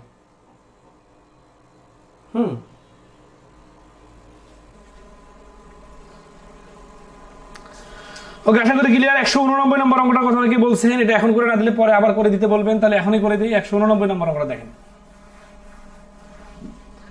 189 নম্বর বলতেছে যে কোন টাকার 2 বছরের সরল সুদ 120 টাকা এবং চক্রবৃদ্ধি সুদ 129 টাকা হলে সুদের হার কত? তাহলে বিষয়টা একটু ভেঙে ভেঙে একটু দেখি আমরা। ধরেন এটা একটা আসল, এটা একটা সুদ, এটা আবার সুদ, এটা হচ্ছে সুদের সুদ। আমি কিন্তু রিটার্ন আকারে দেখা দিতে পারবো, সমস্যা নাই। এখন দেখেন এখানে কি বলতেছে, বলতেছে কোন টাকার 2 বছরের সরল সুদ 120 টাকা এবং চক্রবৃদ্ধি সুদ 129 টাকা হলে সুদের হার কত? 2 বছরের সরল সুদ 120 টাকা, তাহলে 120 টাকাটা কি কি যোগ করলে 120 টাকা হবে? 2 বছর বলছে না, তাহলে এটা দেখেন প্রথম বছর, এটা হচ্ছে দ্বিতীয় বছর। তাহলে 120 টাকা হচ্ছে এই 2 বছরে মিলে 120 যদি হয়, তাহলে এখানে 60 হবে, এখানেও 60 হবে। কারণ কি সরল সুদ তো প্রতি বছরে সমান সমান হয়। এখন আবার বলতেছে যে চক্রবৃদ্ধি সুদ, আবার চক্রবৃদ্ধি সুদ হচ্ছে 129 টাকা। তাহলে আমরা কি জানি যে সরল সুদের সাথে এই এক্সট্রা টাকাটা যোগ হলে চক্রবৃদ্ধি হয়ে যায়। তাহলে এখানে দেখতেছে 60 60 120 আর এখানে দেখছে 129, তার মানে এই সুদের সূত্র আছে 9 টাকা। ধরতে পারতেছেন কিনা একটু দেখেন। এখন আসি আমাদের উত্তর কি চাইছে? সুদের হার চাইছে। তাহলে সুদের হার জিনিসটা তো এরকম না যে শুধু আসলের উপর অ্যাপ্লাই হয়।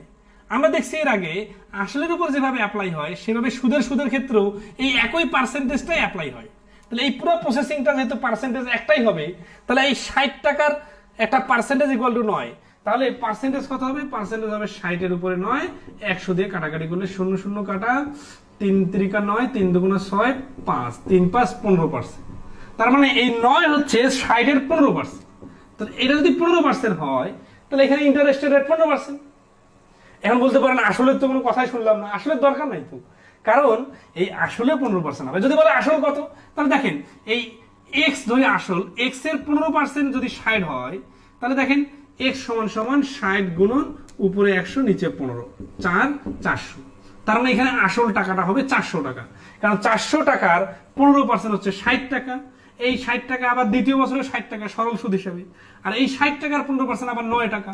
এই তিনটা যোগ করলে হয় 129 টাকা চক্রবৃদ্ধি সুদ। এই শুধু সরল সুদগুলো যোগ করলে হয় 120 টাকা। পুরো অঙ্কটার কিন্তু উল্টা পাশে আমরা পুরোটাই করে ফেললাম। এখন আসি সূত্র আকারে করলে বা লিখিত আকারে করলে কি করতেন? সূত্র আকারে লিখিত আকারে করলে এইখানে জাস্ট এই যে এটা হচ্ছে সুদ না, সূত্র দিয়ে করলে দেখেন অঙ্কটা কেমন হবে। P into 1 plus R divided 100 to the power কত বছর? 2 বছর না, এই 2 বছর। এটা হচ্ছে চক্রবৃদ্ধি সুদাসল। এই সুদাসল থেকে সুদ বাড়ি করার জন্য পি বাদ দিতে হবে। এই পি বাদ দিলে যেটা হবে এটা হচ্ছে আসল minus NP I equal to PNR. ঠিক আছে, পিএনআর। এখানে এখন মানগুলো বসাইতে হবে। এখন যেহেতু এখানে শুধুমাত্র ওই আমরা এন এর মান জানি 2 বছর, আর পি এর মানও জানি না, আর বাকিগুলো জানি না, এইখান থেকে মানগুলো বসায় ক্যালকুলেশন করতে অনেক সময় লাগবে। ঠিক আছে, তারপরে আর এর মান বাইর হবে। এই পার্থক্য সমান সমান এই পাশে হবে 9 টাকা। ঠিক আছে, মানে এই যে এটা সমান সমান 129 মাইনাস 120। তাহলে এখানে সমান সমান 9 টাকা আসবে, ক্যালকুলেশন করে নেবেন, অ্যান্সার চলে আসবে। তাহলে 196 সূত্র কিভাবে প্রয়োগ হবে? আচ্ছা, 196 সূত্রটা দেখা দেই। 196 সূত্র যখন সুদের হারগুলো ভিন্ন ভিন্ন হয়, তখন ওই যে লাভের সময় 196 নম্বর দেখেন, 196 নম্বরে আবার আসি, 196 নম্বরে ভিন্ন ভিন্ন পার্সেন্টেজ বলার কারণে আমাদের লিখিত আকারে লিখলে এই লাভ ক্ষতির অঙ্ক যদি করতে হবে তাহলে কি করতাম, 5000 এর তিনজনের হাত বদল হয়েছে, তিনজনের লাভ কম বেশি তো হইতেই পারে, একজন অনেক বেশি লাভ করে একজন কম লাভ করে, তাহলে 5000 এর 104%, এর 105%, এর 110%, এইভাবে লিখতাম না? আচ্ছা, এটা কি পুরোটাই একসাথে করা যায়? একসাথে করা যায় না, কারণ পার্সেন্টেজ তো ভিন্ন ভিন্ন। এখন আসি, এটা হচ্ছে লাভ ক্ষতির স্টাইল হয়ে গেল যে তিনবার তিনজন ভিন্ন ভিন্ন হারে লাভ করলে এরকম, যেহেতু সুদ কষায় ভিন্ন ভিন্ন সুদের হার হচ্ছে তাহলে একই রকম হবে। আচ্ছা, এখন সেটাকে যদি সূত্র মার্চ করতে চাই তাহলে কি হবে? সূত্র মার্চ করতে চাইলে এই যে 5000 গুণন আগে এক বছরের হিসাবটা করতে হবে, 4/100 এইটার উপরে 1 ইন্টু এইটার প্রথম বছরের সুদ আসল বাইরে হয়ে গেল, তারপরে আবার এইটার হার যেহেতু আলাদা এটার সঙ্গে হবে কি 1 প্লাস 5/100 এর উপর 1 ইন্টু এই যে দেখেন সূত্র প্রয়োগ করতে গেলে এই সূত্র এইভাবে হবে, কারণ হার যখন ভিন্ন ভিন্ন হবে তখন প্রত্যেকটা হারের জন্য আলাদা যে সময় সেই সময় হিসাব করতে হবে। যেহেতু 3 বছর, তাহলে এই হারগুলো 4, 5, 10% এগুলো কিন্তু প্রথম দ্বিতীয় তৃতীয় বছর মানে 1 বছর করে কাউন্ট হবে, ঠিক আছে? আর একসাথে না হওয়ার কারণে ধরুন যদি বলতে 5% আর পরের 2 বছর, তাহলে কিন্তু এখানে 5 এর উপর এখানে 2 দিয়ে দিতাম, তার মানে যেই পার্সেন্টেজটা যত বছর স্থায়ী হবে পাওয়ারটা তত হবে, ঠিক আছে? আচ্ছা,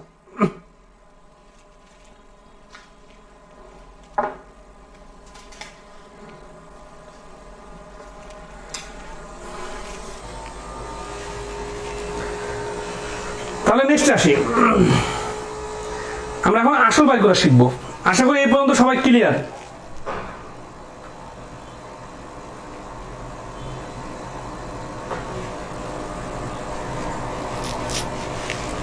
একশো 97 নম্বর বলছে সুদের মূলধন বের করা। ব্যাংকে কত টাকা রাখলে 8% হারে 2 বছরের চক্রবৃদ্ধি মূলধন 5200 টাকা হবে? তাহলে ব্যাংকে কত টাকা রাখলে 8% হারে 2 বছরের চক্রবৃদ্ধি মূলধন, চক্রবৃদ্ধি মূলধন মানে চক্রবৃদ্ধি সুদ আসল, চক্রবৃদ্ধি সুদের কত হবে? 5200 টাকা হবে। কত টাকা রাখলে জানি না, তাহলে এই যে যখন জানি না আমরা টাকাটা, তাহলে আবার 8% হারে, ঠিক আছে? এটা কিন্তু আর সবসময় শর্টকাটে হবে না, এটা সূত্র দিয়ে করলে কি হবে? আগে সূত্রটা প্রয়োগ করি, p into 1 plus r divided 100 to the power n, এইটা হচ্ছে চক্রবৃদ্ধি মূলধনের সূত্র। আর আমরা এখানে p এর মানটা জানি না, যদি এটার মান জানবো না সেটার মানটা ওইভাবে রাখে দিব, ঠিক আছে? আচ্ছা, তার বাকিটা সবগুলোর মান জানি, p ইন্টু 1 প্লাস এখানে ইন্টারেস্টের রেট হচ্ছে 8%, তাহলে 8 ডিভাইডেড 100 আর এর মান হচ্ছে 2। এই সূত্রটা প্রয়োগ করলে যেটা আসবে সেটার নাম কি? সেটার নাম হচ্ছে কম্পাউন্ড অ্যামাউন্ট, মানে কম্পাউন্ড সুদ আসল। তাহলে এই সুদ আসল প্রশ্নে দেওয়া আছে 5200 টাকা। যদি সুদ আসল না বলে 5200 টাকাকে বলতো চক্রবৃদ্ধির সুদ, তখন আমরা আরেকটা কাজ করতাম, তখন এইখানে মাইনাস পি দিয়ে 5200 লিখতাম। এই দুইটা পার্থক্য যদি সূক্ষ্মভাবে আপনি না বুঝেন আপনি কিন্তু ভুল করতে পারেন, সমীকরণ ইমব্যালেন্স হয়ে যাবে। এইভাবে লিখলে কিন্তু প্রশ্নে যেভাবে বর্তমানে আছে এইভাবে যদি লেখেন তাহলে এটা ভুল অ্যান্সার হয়ে যাবে। কারণ কি? কারণ এই 5200 নাম বলা আছে চক্রবৃদ্ধি সুদ আসল বা মূলধন, কিন্তু আপনি এখানে যেটা বাইর করছেন সূত্র প্রয়োগ করার পরে চক্রবৃদ্ধি সুদ আসল থেকে আসল বাদ দিয়ে দিচ্ছেন, তাহলে চক্রবৃদ্ধি সুদ বাইর হচ্ছে, তাহলে এইভাবে করা যাবে না, তখন এইটা করতে হবে। প্রশ্ন যেভাবে আছে এইভাবে করতে হবে। আর যদি বলতো যে চক্রবৃদ্ধি সুদ 5200 টাকা, তখন আমরা এখানে আবার মাইনাস পি লাগাই দিতাম। এই দুটার পার্থক্য খুব সিরিয়াসলি খেয়াল করতে হবে রিটেনের জন্য। আচ্ছা, বাকি ক্যালকুলেশনটা আপনারা করে নেবেন, ঠিক আছে? জাস্ট এখানে যেহেতু পি বাদে বাকিগুলো মানগুলো বাইরে হয়ে গেছে, এগুলো ওই পাশে পাঠাই দিলে হয়ে যাচ্ছে, ঠিক আছে? পি গুণন 100 আর 8, এটা কাটাকাটি করলে 4 দুগুণা 8, 4 25 100, 25 আর 2 27, 27/25, এটা হচ্ছে 2 বার, তার মানে ইকুয়াল টু 5200। তার মানে পি ইন্টু 5200 গুণন এটা ওই পাশে চলে গেলে হয়ে যাবে, এটা উপরে স্কয়ার ছিল তো, তাহলে উপরে 25 গুণন 25 আর নিচে হচ্ছে 27 গুণন 27। বাকিটা আপনাদের করে নিতে হবে। দশমিক অ্যান্সার বাইরে আর কি। যাই হোক, আসি নেক্সট আসি। তাহলে এইটার প্রশ্নের অ্যান্সার হচ্ছে 4458.16। এই প্রশ্নটার অ্যান্সার 198 নম্বর করবো।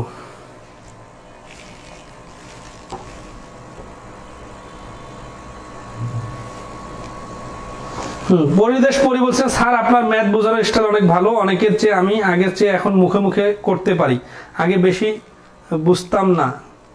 আচ্ছা, এই মুখে মুখে করার বিষয়টা কিন্তু আমরা শুধু গল্প মারে ছাড়ে দিইনি, আমরা কিন্তু একেবারে খাতা কলমে বিভিন্ন টপিকে কিন্তু দেখাই দিছি যে আসলেই মুখে মুখে অঙ্ক করা যায়, জাস্ট হচ্ছে সামগ্রিক বিষয়টা গুছাই নিতে হয়, কিভাবে ভাবতে হয় আমরা কিন্তু ভাবনাটাও ধরা দিতেছি। 198 নম্বর অঙ্কটা দেখেন, এখানে বলছে 4% হার সুদে কোন টাকার 2 বছর সরল সুদ ও চক্রবৃদ্ধি সুদের পার্থক্য 1 টাকা হলে মূলধন কত। এই অঙ্কটা শর্টকাটে করা যাচ্ছিল না, এর কারণটা হচ্ছে এই 5200 টাকা সুদ আসল, তো এটা শর্টকাটে করতে গেলে মানে ওই কাহিনী একই হয়ে যাবে। এক্স এর 100 আগের অঙ্কটা আর কি, 108% এর 108%, এইটা হচ্ছে সুদ আসল ইকুয়াল টু 5200। তাহলে এইটা মানে যা সূত্র প্রয়োগ করা মানে তা একই জিনিস, ঠিক আছে। তাহলে সেই 198 নম্বরে বলছে 4% আর 2 বছরের সরল সুদ চক্রবৃদ্ধি সুদের পার্থক্য 1 টাকা আছে, তাই না? তাহলে এই পার্থক্য যখন দেওয়া আছে, তাহলে আমরা যদি সূত্র আকারে করি তাহলে কি করব, কার কার পার্থক্য সেটা আগে দেখি। পার্থক্য হচ্ছে চক্রবৃদ্ধি সুদটা যেহেতু বড় হয়, তাহলে চক্রবৃদ্ধি সুদ আর সরল সুদের পার্থক্য হচ্ছে সমান সমান 1 টাকা। এটা হচ্ছে আমাদের সমীকরণ, এইভাবে আসবে। তাহলে কয় বছরের সুদ, 2 বছরের, কত পার্সেন্ট হারে, 4% হারে, কত টাকার জানি না, তাহলে পিটা আমরা জানি না, তাহলে পি ইন্টু 4% ইন্টু 2 বছর, এটা হচ্ছে সরল সুদ। আর চক্রবৃদ্ধি সুদ কত, পি ইন্টু 1 প্লাস আর ডিভাইডেড 100, আর এর মান কত, 4% বলা আছে স্কোয়ার, কারণ 2 বছর, কিন্তু এটা তো চক্রবৃদ্ধি মূলধন, তাহলে এইখান থেকে আবার পি বাদ। এই পিটা বাদ দিতে যখন আপনি ভুলে যাবেন, আপনি অনেকক্ষণ মাথা ঘামায় অ্যান্সার বার করবেন, ক্যান্সার কিন্তু আসবে না। এত সিরিয়াসলি বলার পর লাইফে যদি আপনি কখনো ভুল করেন, তাহলে আমার কথাটা স্মরণ পড়বে আপনার, ঠিক আছে।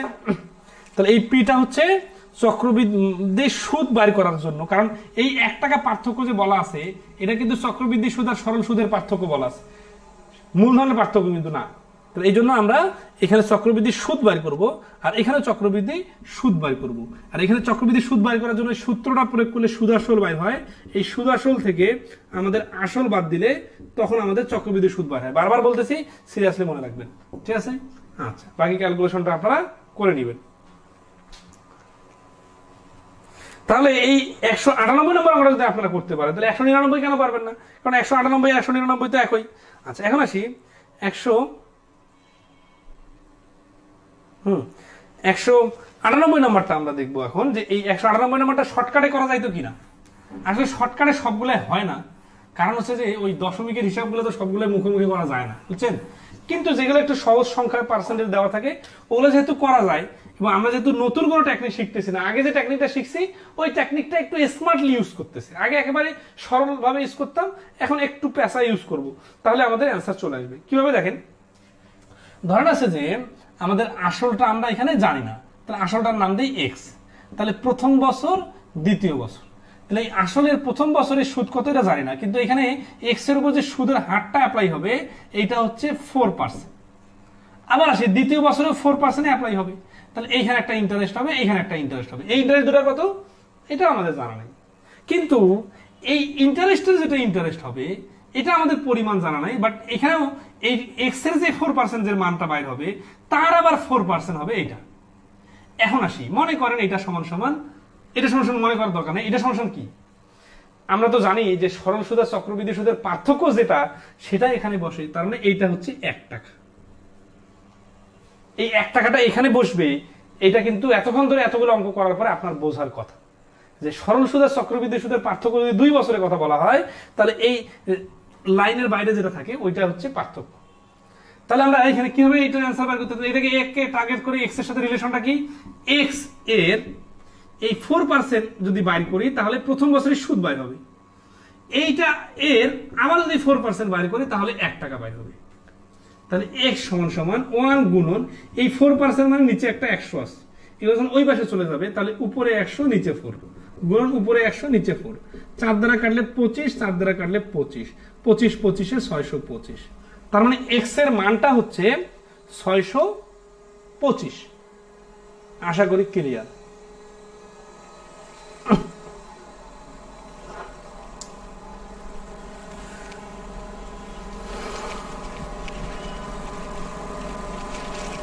সবাইকে ক্লিয়ার কিনা বলেন। আচ্ছা, এটা আরো একটা টেকনিক করা যাবে, এই জিনিসটা আর কি যদি আপনি প্র্যাকটিক্যালি ফিল করতে পারেন, এইভাবে করা যায় যে এই 4% এর মান হচ্ছে 1, তাহলে 4% যদি মান 1 হয় তাহলে 100% এর মান হবে 25 টাকা। তার মানে এই 4% যেটা, এইটার 100% কিন্তু হচ্ছে এইটা হচ্ছে 25 টাকা। আবার আসি পরবর্তীতে, এই 25 টাকাটা হচ্ছে আবার x এর 4%, তাহলে আবার 4% সমান সমান 25 হলে 100% সমান সমান হবে 625। তার মানে x এর মানটা হচ্ছে 625। এইভাবে অনেকে 4% এই 100% কেন 25 হলো, আবার ওই 100% আবার 4% কেন হলো, এটা অনেকে বোঝেন না, তাদের জন্য কিন্তু এই x ধরে বোঝাই দিলাম। ঠিক আছে, আশা করি দুই ভাবে চিন্তা করলে ক্লিয়ার হবে। ফুল সলভ করে দেন 198 নম্বর। বাবা জয় রয়, ফুল সলভ না পারার তো কিছু নাই, ওইখানে তো বছর গুলা বসাই দিলে পাওয়ার গুলা যোগ করে দিলে হয়ে যাচ্ছে। 199 নম্বর অঙ্ক একই রকম। 200 নম্বর অঙ্কটা দেখবো একটু।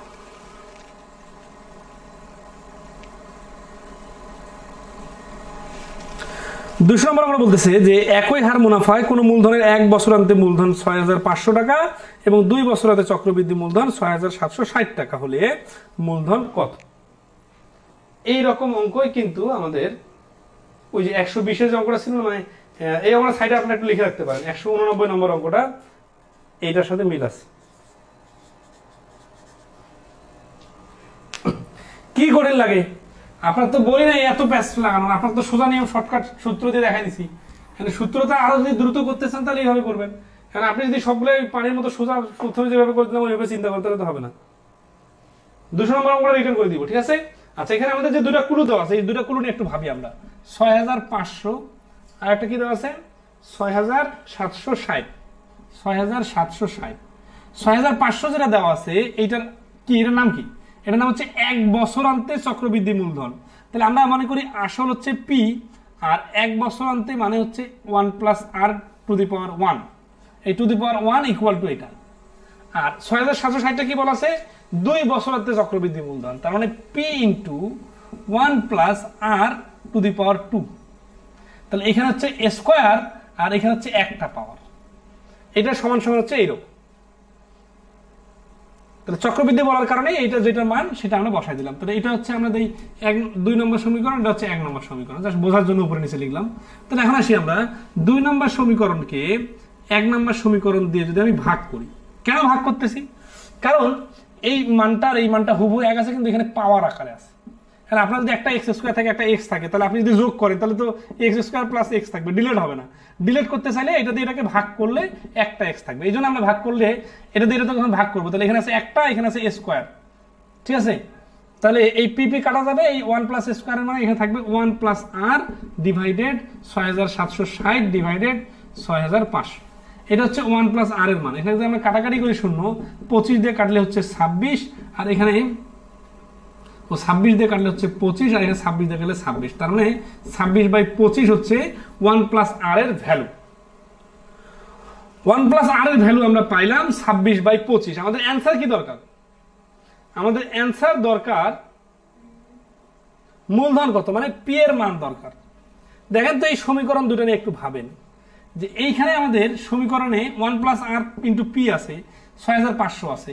তাহলে এই 1 + r এর জায়গায় যদি আমি এই মানটা বসাই দিতে পারি তাহলে অটোমেটিক্যালি আমার চলে আসবে। তাহলে 1 + r = 26/25 মানটি এই 1 নং এ বসাই, পাই এখানে p থাকলো, p এর মান জানি না, 26/25 = 6500। এইটা যখন ওই পাশে চলে যাবে তাহলে 25/26, ঠিক আছে? 26 দিয়ে এটাকে অবশ্যই কাটা যাবে, কারণ এই 650কে আমরা কেটে দেখছি 25 হয়, এটা 0। তাহলে 6000 25 25 625 আর একটা 0, 6250। তাহলে p এর মানটা হয়ে যাচ্ছে 6250। কোনো জটিলের কিছু নাই। পরিদেশ পরি 200 নম্বর ক্লিয়ার কিনা বলেন? মায়া পারবেন কঠিন লাগে? কঠিন লাগে কি কঠিন লাগে? আপনি তো কঠিন লাগার আগেই কঠিন ভাবে ধরে বসে আছেন। ওকে, তাহলে 201 নম্বর অঙ্ক। মোহাম্মদ আব্দুল গফফার সম্রাট ভাই, এই টাইপের রিটেন ম্যাথ কি আসে? হ্যাঁ, আসতে পারে। তো এগুলো তো রিটেনে আসার মতো অঙ্ক। আর এটা কি কঠিন দেখলেন? আমি বুঝলাম না। এটা তো হচ্ছে যা সমীকরণ সূত্র অনুযায়ী মানটা বসালাম, এখানে মানটা বসাইলাম, আমি ভাগ করতে হবে কেন সেটা তো লজিক্যালি দেখাই দিলাম। তারপরে তো 1 প্লাস আর এর মান চলে আসলো, 1 পরে আর এর মানটা এখানে বসাই দিলাম, অ্যান্সার চলে আসলো। পি এর মান দরকার। তো এইটুকু যদি না পারেন, আপনারা যারা মনে করতেছেন যে এইখানে এইটুকু ফাঁকি দিবেন, এইখানে যদি কেউ এইটুকু ফাঁকি দেন তাহলে কি সমস্যা হবে জানেন? আপনি সমীকরণের সহ বুঝেন না। তাহলে সমীকরণ টাইপের যে প্রশ্নগুলো আছে ওগুলাতে আপনি একেবারে গোল্লা মারে দিবেন। তাহলে ওগুলো যদি আপনি ভালো পারতে চান তাহলে এখান থেকে তো আপনাকে একটু একটু করে শিখতে হবে, তাই না? আচ্ছা, কারণ এগুলো তো ইন্টার রিলেটেড। তাহলে 201 নম্বর অঙ্কটাও একই রকম, আপনারা নিজে থেকে চেষ্টা করবেন। এগুলো অষ্টম শ্রেণীর বইয়ের প্রশ্ন। আসি আমরা এখন ষান্মাসিক সুদ আসলের অঙ্ক দেখব, ঠিক আছে? অন্যভাবে করে দেন স্যার। এখানে অন্যভাবে করার বুদ্ধিটা নাই, অন্যভাবে করার বুদ্ধি নাই। কারণ কি, ওই যেভাবে আমরা যে টেকনিকে করলাম ওই টেকনিকটা এখানে যাবে না। কারণ এই 6760 আর এখানে 6500, তাহলে বিয়োগ করলে হচ্ছে 260 না? এই 260-এর মধ্যে কত টাকা সরল সুদের জন্য আছে, মানে এই 260-এ কি যুক্ত আছে বলেন তো? এই দুটো সাইড হচ্ছে দ্বিতীয় বছরের সুদ। এই দ্বিতীয় বছরের সুদের মধ্যে প্রথম আসলের সুদ আছে, আর এইটুকু আছে হচ্ছে সুদের সুদ। এই দুইটা যোগ করে হয়েছে 260। কোন অংশটা 260-এর মধ্যে কত টাকা আসলের জন্য সুদ দিতে হয়েছে আর কত টাকা সুদের জন্য সুদ দিতে হয়েছে এই সম্বন্ধে কোনোই দেওয়া নাই। এই জন্য এটা, আর যেটা করলাম এটা তো খুব সহজ। আপনারা এটাকে এত জটিল ভাবে যারা নিতেছেন তারা আসলে অনেক অন্য বিষয়ে দুর্বলতা আছে।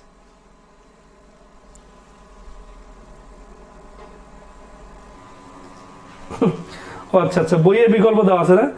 বইয়ে ওই সমীকরণে ধরা আছে, মানে এটাও যেরকম সমীকরণ ওটাও সমীকরণ, মানে বিষয়টা এরকম ধরা আছে যে 6760 আর 6500, এখানে 260। এই 260টা কি আছে? 260-এ আছে ওই যে বললাম সুদ আর সুদ। তার মানে হচ্ছে যদি আসল সুদের হার দুই জায়গাতে সমান আছে, তাই না? তাহলে হার যদি আমরা ধরি x%, তাহলে হচ্ছে যে এই 650 যেহেতু 1 বছর অন্তে সুদ আসল, এর x% সমান সমান 260। আচ্ছা, এটা একটা ইন্টারেস্টিং টেকনিক। এটা মানে আমাদের সূত্র মতো করে না, সমীকরণে মানে একটা বিকল্প টেকনিক। সেটা হচ্ছে কি, দেখেন যে এটা হচ্ছে আসল, এটা হচ্ছে 1 বছর পরে, এটা হচ্ছে 1 বছর পরে সুদ আসল, আর এটা হচ্ছে আরো 1 বছর পরে 6760 টাকা। এটা কিন্তু প্রথম আসল থেকে 2 বছর পরে, বাট এই 1 বছর পরে যে সুদ আসল সেইখান থেকে 1 বছর পরে। তাহলে এই জার্নিটার ভ্যালু কত? এই জায়গাটার ভ্যালু 260। এই টাকাটা আসলো কোথা থেকে? এই টাকাটাই 650-এর 6500-এর ইন্টারেস্ট। তাহলে ধরি এইখানেও ইন্টারেস্টের x%, এখানেও x%, কারণ পার্সেন্টেজ কিন্তু একবারে ক্যালকুলেশন হয়। সুদের হার একটা ব্যাংকে 5% মানে সব কিছুতে 5% অ্যাপ্লাই হবে। তাহলে আসি যে এই হার যদি আমরা ধরি, হার হচ্ছে x%, তাহলে 6500 যেহেতু 1 বছর পরের সুদ আসল, ওই টাকাটার পরে যে বাড়তি টাকাটা হয়েছে সেটা এই সুদ আসলের কারণেই হয়েছে। তাহলে 260, তাহলে এখানে যদি x% মানে নিচে একটা 100 আছে, 00 কাটা 00 কাটা, তাহলে x সমান সমান 260 ডিভাইডেড 65। 65 এর ডাবল হচ্ছে 130, 130-এর ডাবল হচ্ছে 260। তার মানে x মান হচ্ছে 4%। কি চাইছে এখানে? আসল চাইছে। তাহলে এই 650, এখানে আমরা বুঝলাম যে ইন্টারেস্টের রেট হচ্ছে 4%। এই 650-এ 260 হচ্ছে, সরাসরি লেখা যায় সূত্র ছাড়াও। 260 এর কাটাকাটি করলেও অ্যান্সার হচ্ছে 4% আসতো। এই 4% অ্যান্সার না, 4% হচ্ছে সুদের হার পাইলাম। এখন দেখেন এই 6500-তে কি আছে? 6500-তে 100% আসল আর 4% ইন্টারেস্ট যুক্ত আছে। তাহলে আমরা লিখতে পারি যে 104% সমান সমান 6500 আর 100% সমান সমান কত? 25 দিয়ে কাটলে হচ্ছে 4, এখানে 4 দিয়ে কাটলে হচ্ছে 25, আর এখানে 4 দিয়ে কাটলে হচ্ছে 26। 26 দিয়ে কাটলে হচ্ছে 250, 25 আর 250 গুণ করলে 6250। এইভাবে 100% মান 6250 আনা যাবে। ওকে, এটা বইয়ে দেওয়া ছিল। আসলে ওই সমীকরণে তো আমি ভাবছি এটা তো আমাদের শর্টকাট সূত্রে যেভাবে করলাম এতক্ষণ ধরে ওইভাবে হচ্ছে না, কিন্তু অন্য একভাবে চিন্তা করা যাচ্ছে। ওকে, আসি এখন 202 নম্বর অঙ্ক। এখন আমরা দেখবো ষান্মাসিক সুদ কষার অঙ্ক। ষান্মাসিক সুদ কষার অঙ্কগুলো জটিল কিছু নাই, জাস্ট হচ্ছে যে আগে যেটা প্রতি 1 বছরে একবার, 2 বছরে 2 বার, 3 বছরে 3 বার এইভাবে হিসাব হচ্ছে।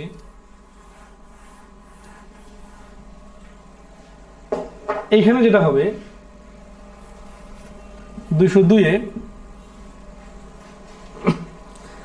ষান্মাসিক সুদটা কি আগে দেখেন। ধরেন আছে যে আপনি 1000 টাকা ব্যাংকে রাখছেন, এটা ইন্টারেস্ট রেট 10%, তাহলে পুরা ধরেন আছে এটা জানুয়ারি মাসে আপনি রাখছেন,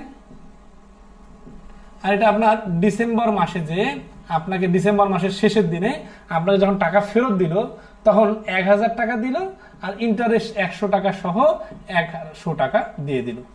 ওকে, ঝামেলা খতম।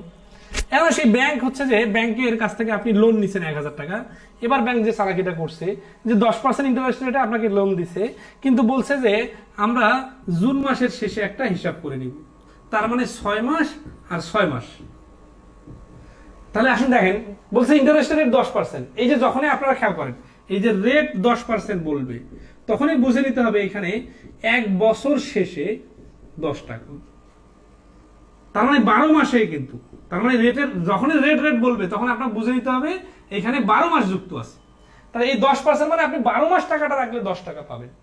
কিন্তু যখন ষান্মাসিক বলবে তখন এই 10% টাকাটাকে 2 দিয়ে ভাগ করে 5 টাকা, এই প্রথম 6 মাসে 5 টাকা, নর্মালি মনে করেন পরের 6 মাসে 5 টাকা, সাপোজ মনে করেন। এখন আসি, তাহলে এই যে প্রথম মানে যদি টোটাল 12 মাসে আপনি 10 টাকা পান, তাহলে প্রথম 6 মাসে তো আপনি 10%, এখানে তাহলে 5% পাবেন। 5% মানে 1000-এর 5% মানে হচ্ছে 50 টাকা। এখন আমাদের অনেকেরই মনে হইতে পারে তাহলে পরের 6 মাসে 50 টাকা না, এখানে হচ্ছে মূল টুইস্টটা, যে 6 মাস পর পরে যদি হিসাব করে তাহলে যেটা হবে প্রথম 6 মাসে 50 টাকা যে হলো, এইটার আবার পরের 6 মাসের ইন্টারেস্ট দিতে হবে। তাহলে এইখানে কিন্তু ইন্টারেস্টের রেটটা অর্ধেক হয়ে গেছে। কেন হয়ে গেছে? এই 1 বছরকে 6 মাস করে 2টা পার্ট বানানোর কারণে। তাহলে এই 1000 টাকার জন্য আবার 50 টাকাই হচ্ছে ইন্টারেস্ট এই পরের 6 মাসে, কিন্তু এই যে প্রথম 6 মাসের 50 টাকা, এইটার জন্য আবার 5% ইন্টারেস্ট হিসাবে 2.5 টাকা দিতে হবে।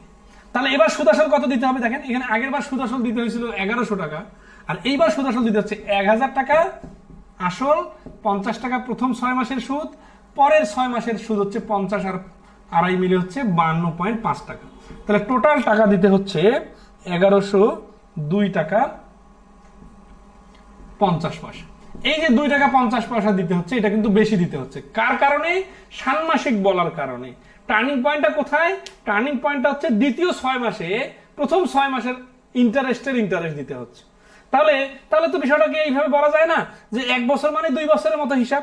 হ্যাঁ, এইভাবে বলা যায়, কিন্তু এখানে একটা ভেজাল আছে। সেটা হচ্ছে কি, যে ইন্টারেস্টের রেট যেহেতু পার্সেন্টেজে হিসাব হয়, আর এখানে 6 মাসের হিসাব হবে, এই কারণে ওই রেটটাকে অর্ধেক করে নিতে হবে। তার মানে ষান্মাসিকের বেলা 1 বছর সমান 2 বার 6 মাস। তাহলে 1 বছরে যেটা 10%, সেইখানে কিন্তু এটা 5% হয়ে যাবে। তার মানে 1 বছরটায় 2 বছরের মতো কাজ করবে, কিন্তু ইন্টারেস্টের রেটটা আগে অর্ধেক করে নিয়ে তারপরে আগের অঙ্কগুলোর সাথে মিলাইতে হবে। 2টা অঙ্ক করে দেয় তাহলে ক্লিয়ার হয়ে যাবে। 202 নম্বরটা দেখেন।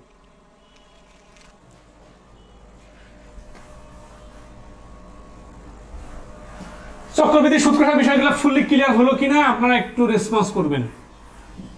202 নম্বরে বলতেছে যে 8% হারে 1000 টাকার 1 বছরের সুদ কত হবে ষান্মাসিক চক্রবৃদ্ধিতে। আর ষান্মাসিক কথা যখন প্রশ্নে বলা থাকবে তখনই শুধু এভাবে করবে, যদি কোনো কিছু বলা না থাকে তাহলে বুঝে নিতে হবে বাৎসরিক চক্রবৃদ্ধি। তাহলে এখানে আসি 1000 আর ওই 8%টাকে সবসময় ষান্মাসিক বলার কারণে আগেই ভাগ করে 4% মতো, আর এখানে বলছে 1 বছর শেষে, তাই না? 1 বছর মানে হচ্ছে 2 বার হিসাব হবে। তাহলে আমরা আগের মতো করে সূত্র দিয়ে করি, মানে সূত্র বাদে প্র্যাকটিক্যালি করি। তাহলে 4%, 1000 4% মানে 40, আর পরেরও 40, আর এই 40-এর 4% মানে হচ্ছে 1.6। তাহলে হচ্ছে 40 80, আর 1.6 মিলে হচ্ছে 81.6। যদি বলে শুধু সুদ চক্রবৃদ্ধি ষান্মাসিক, দেখেন ষান্মাসিক চক্রবৃদ্ধি সুদ, ঠিক আছে? তাহলে হচ্ছে কিন্তু 81.6। নেক্সট আসি যে এইখানে সূত্র দিয়ে করলে কি হইতো। তাহলে এইটার সূত্রটা কি? তাহলে সূত্র দিয়ে এটা রিটেন ফরম্যাটের বিষয়টা এইরকম। এইটার সূত্রটা হচ্ছে ওই আগের মতোই, পি ইন্টু 1 প্লাস এইখানে দেখেন আর ডিভাইডেড 2, মানে আর পার্সেন্ট যেটা থাকবে সেটাকে 2 দ্বারা ভাগ করে নিতে হবে। এটা একটা দেখেন, এটা তাহলে একটা টার্নিং পয়েন্ট না, যে ইন্টারেস্টের রেটটাকে অর্ধেক করে নিতে হবে, আর এইখানে যেটা এন থাকবে এন এর সাথে 2 গুণ হবে। তার মানে 1 বছর থাকলে 2 বার, 2 বছর থাকলে 4 বার। সাধারণত 1 বা 2 বছরের মধ্যেই থাকে, আর বেশি থাকে না। ঠিক আছে, ওকে। তাহলে এই ষান্মাসিক দিয়ে বেশ কিছু অঙ্ক আছে, আপনারা শর্টকাট সূত্রটা প্রয়োগ করতে পারবেন কিনা দেখেন। 205 নম্বর অঙ্কটা দেখেন।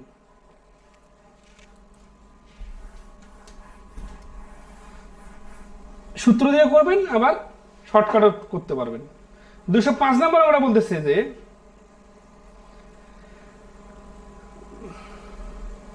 1000 টাকা 20% 1 বছর ষান্মাসিক সুদ কত? তাহলে 20% বলছে, এটাকে আমরা 2 দ্বারা ভাগ করে 1 বছর বাড়িয়ে 10% বানিয়ে নিলাম। আর 1 বছর বলছে, 1 বছর মানে হচ্ছে 2 বার। তাহলে এই 1000 টাকা কত টাকা? 2000 টাকা না 1000 টাকা। তাহলে 1000 টাকা 10% 2 বার। তার মানে কি প্রথম বছর প্রথম 6 মাসে 100, পরের 6 মাসও 100, আর এই 6 মাসের 100 টাকা পরের 6 মাস। তাহলে এখানে হচ্ছে প্রথম 6 মাস এইভাবে হিসাব হবে কথাগুলা, আর দ্বিতীয় 6 মাস যেগুলো আমরা আগে বছর বছর লিখতাম ওগুলাকে এখন এই স্টাইল লিখবো। প্রথম 6 মাস, দ্বিতীয় 6 মাস। দ্বিতীয় 6 মাসে প্রথম 6 মাসের ইন্টারেস্ট হবে কত পার্সেন্ট? 10%। তাহলে 100 এর 10% মানে হচ্ছে 10। তাহলে টোটাল হবে 100 100 200 আর 10 মিলে 210। সুদ আসল বাড়ি করতে বলছে নাকি শুধু সুদ বাড়ি করতে বলছে? শুধু সুদ বাড়ি করতে বলছে। তাহলে 100 100 200 আর 10 মিলে 210। তাহলে ষান্মাসিক সুদ হচ্ছে 210, ষান্মাসিক সুদ আসল হচ্ছে 1210। আশা করি সবাই ক্লিয়ার, ওকে। তাহলে 206 নম্বর আমরা একটু দেখি, 2021 সালে আসছে, খুব একটা ইন্টারেস্টিং প্রশ্ন। দেখেন কি বলছে। 206 নম্বর বলছে যে শতকরা বার্ষিক 20% হারে 1000 টাকার 18 মাসের ষান্মাসিক সুদের পরিমাণ কত? এই যে 18 মাসের কথা বলছে না, তাহলে 18 মাস মানে হচ্ছে 3টা 6 মাস। 18 মাস মানে হচ্ছে 3টা 6 মাস। তাহলে আসি যে শতকরা বার্ষিক 20% হারে 1000 টাকা 18 মাস। তাহলে এই যে 1000 টাকা 20% মানে ষান্মাসিক বলার সাথে সাথে এটা হয়ে গেছে 10%, আর 18 মাস মানে হচ্ছে 3টা 6 মাস। তার মানে 3 বছরে অঙ্কগুলো যেভাবে করলাম ওইভাবে হিসাব হবে। তাহলে এই 10% মানে তাহলে প্রথম 6 মাস, দ্বিতীয় 6 মাস, তৃতীয় 6 মাস।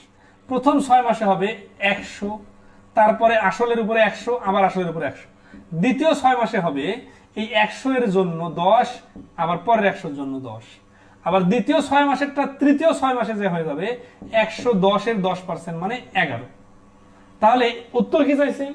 উত্তর চাইছে যে সুদের পরিমাণ কত হবে, শুধু সুদের পরিমাণ। তাহলে 100 100 100 মিলে হচ্ছে 300 আর সরল সুদ, আর 10 10 20 আর 11 মিলে হচ্ছে 31। এটা হচ্ছে চক্রবৃদ্ধি সুদ, মানে শুধু পার্থক্য। তাহলে দুইটা মিলে হচ্ছে টোটাল 331 টাকা চক্রবৃদ্ধি মোট সুদ।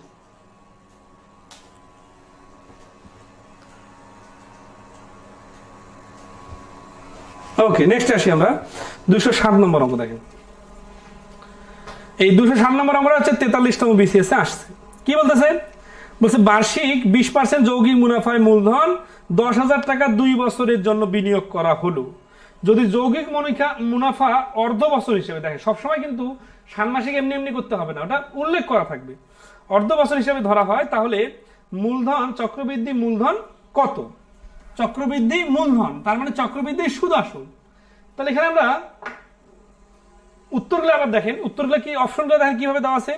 ক নম্বরে দেওয়া আছে 12 টু দি পাওয়ার 4, খ নম্বরে দেওয়া আছে 11 টু দি পাওয়ার 4। তার মানে পাওয়ার আকারে দেওয়া আছে। তার মানে আমাদের সরাসরি অ্যান্সার, মানে ধরেন 1225, 1331 এরকম টাকা বাইর করার দরকার নাই, কারণ অপশনে টাকা বাইর করে দেওয়া নাই, পাওয়ার আকারে দেওয়া আছে। তার মানে তো সূত্র প্রয়োগ করলে হয়ে যাচ্ছে, কারণ সূত্রের মান বাইর করার দরকার নাই। তাহলে এখানে 10,000 টাকা, তাই না? তাহলে সূত্রটা আমাদের কি ছিল? সূত্রটা ছিল P into 1 plus R to the power r% divided 2 to the power n into 2। এটা হচ্ছে ষান্মাসিকের সূত্র। তাহলে আমরা সরাসরি সূত্রটা প্রয়োগ করি। এখানে বলা আছে 10,000 টাকা আসল, আর হচ্ছে ইন্টারেস্ট রেট 20%। তার মানে 1 প্লাস 20% কে অর্ধেক করে নিলে তো 10%। এখানে এটা ডাইরেক্ট লেখা যায়। আর এখানে 2 বছর বলছে আর 2 গুণ, এটা হচ্ছে n এর মান 2 আর 2 গুণ হচ্ছে ষান্মাসিক বলার কারণে।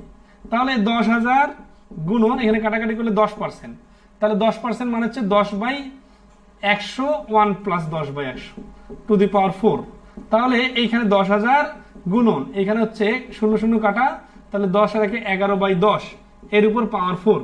তাহলে আসতেছি 10,000 গুণন এই 11 টু দি পাওয়ার 4 ফর্মুলা কি 11/10 গুণন, মানে উপরে হচ্ছে 4টা 11 আর নিচে হচ্ছে 4টা 10। তো এই 4টা 10-এ আমরা শূন্য পাইতেছি কটা? 4টা না, এখানে তো 10,000-এও 4টা শূন্য আছে। তো 10,000 4টা শূন্য, এই 4টা শূন্য বাদ দিলে থাকে কত? 4টা 11, তার মানে 11 টু দি পাওয়ার 4। যদি মান দেওয়া থাকতো 121 গুণন 121 হইতো, এটা একটা অ্যান্সার বাইর হতো। যদি এরকম মান দেওয়া থাকতো গুণফলটা, তাহলে আমরা ওই শর্টকাট টেকনিকে করতাম। যেহেতু পাওয়ার দেওয়া আছে তাহলে সূত্র দিয়ে করা যায়। আশা করি সবাই ক্লিয়ার, ঠিক আছে? তাহলে এটা হচ্ছে 207-এর অ্যান্সার হচ্ছে খ 11 টু দি পাওয়ার 4।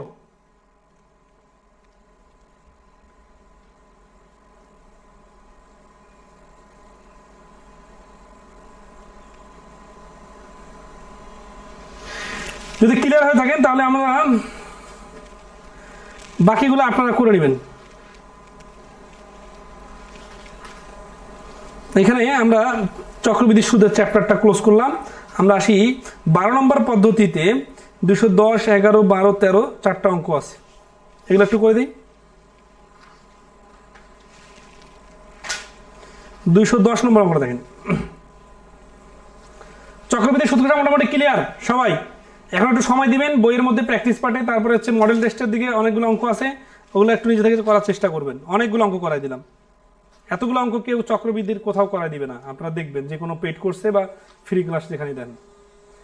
210 নম্বর হচ্ছে যে 50 পয়সার 50 দিনের সুদ 50 পয়সা হলে দৈনিক সুদের হার কত?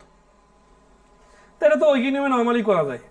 50 পয়সার 50 দিনের বলা আছে না, তো এখানে কোনো কাহিনী নেই। এখানে 50 পয়সা 50 দিনের সুদ, 50 পয়সা 1 টাকার 1 দিনের সুদ, 1 পয়সার আর 100 পয়সার।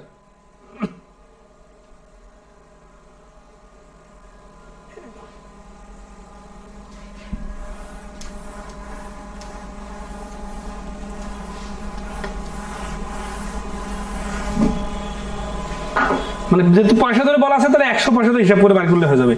ওই কি নিয়মে বিষয়টা হবে এরকম, 50 পয়সার 50 দিনের সুদ সমান 50 পয়সা, এটা হচ্ছে ওই কি নিয়ম।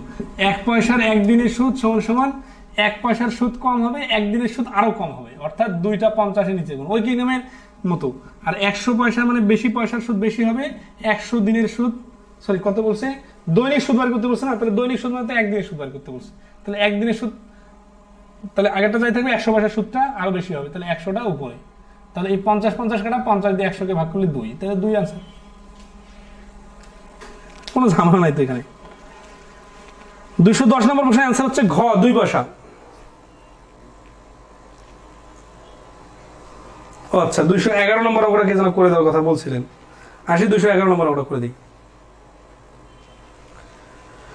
211 নম্বর অঙ্কটা অনেক আগে একজন স্ক্রিনে দিয়েছিলেন। হ্যাঁ, 211 নম্বরটা করে দেই। বলছে যে শতকরা বার্ষিক যে হারে কোনো মূলধন 6 বছরে মুনাফা মূলধনে দ্বিগুণ হয়, সেই হারে কত টাকা 4 বছরে মুনাফা মূলধনে 20-50 হবে। ঠিক আছে, এই অঙ্কটা বোর্ড বইয়ে আছে এবং অনেকগুলো পরীক্ষা আসছে।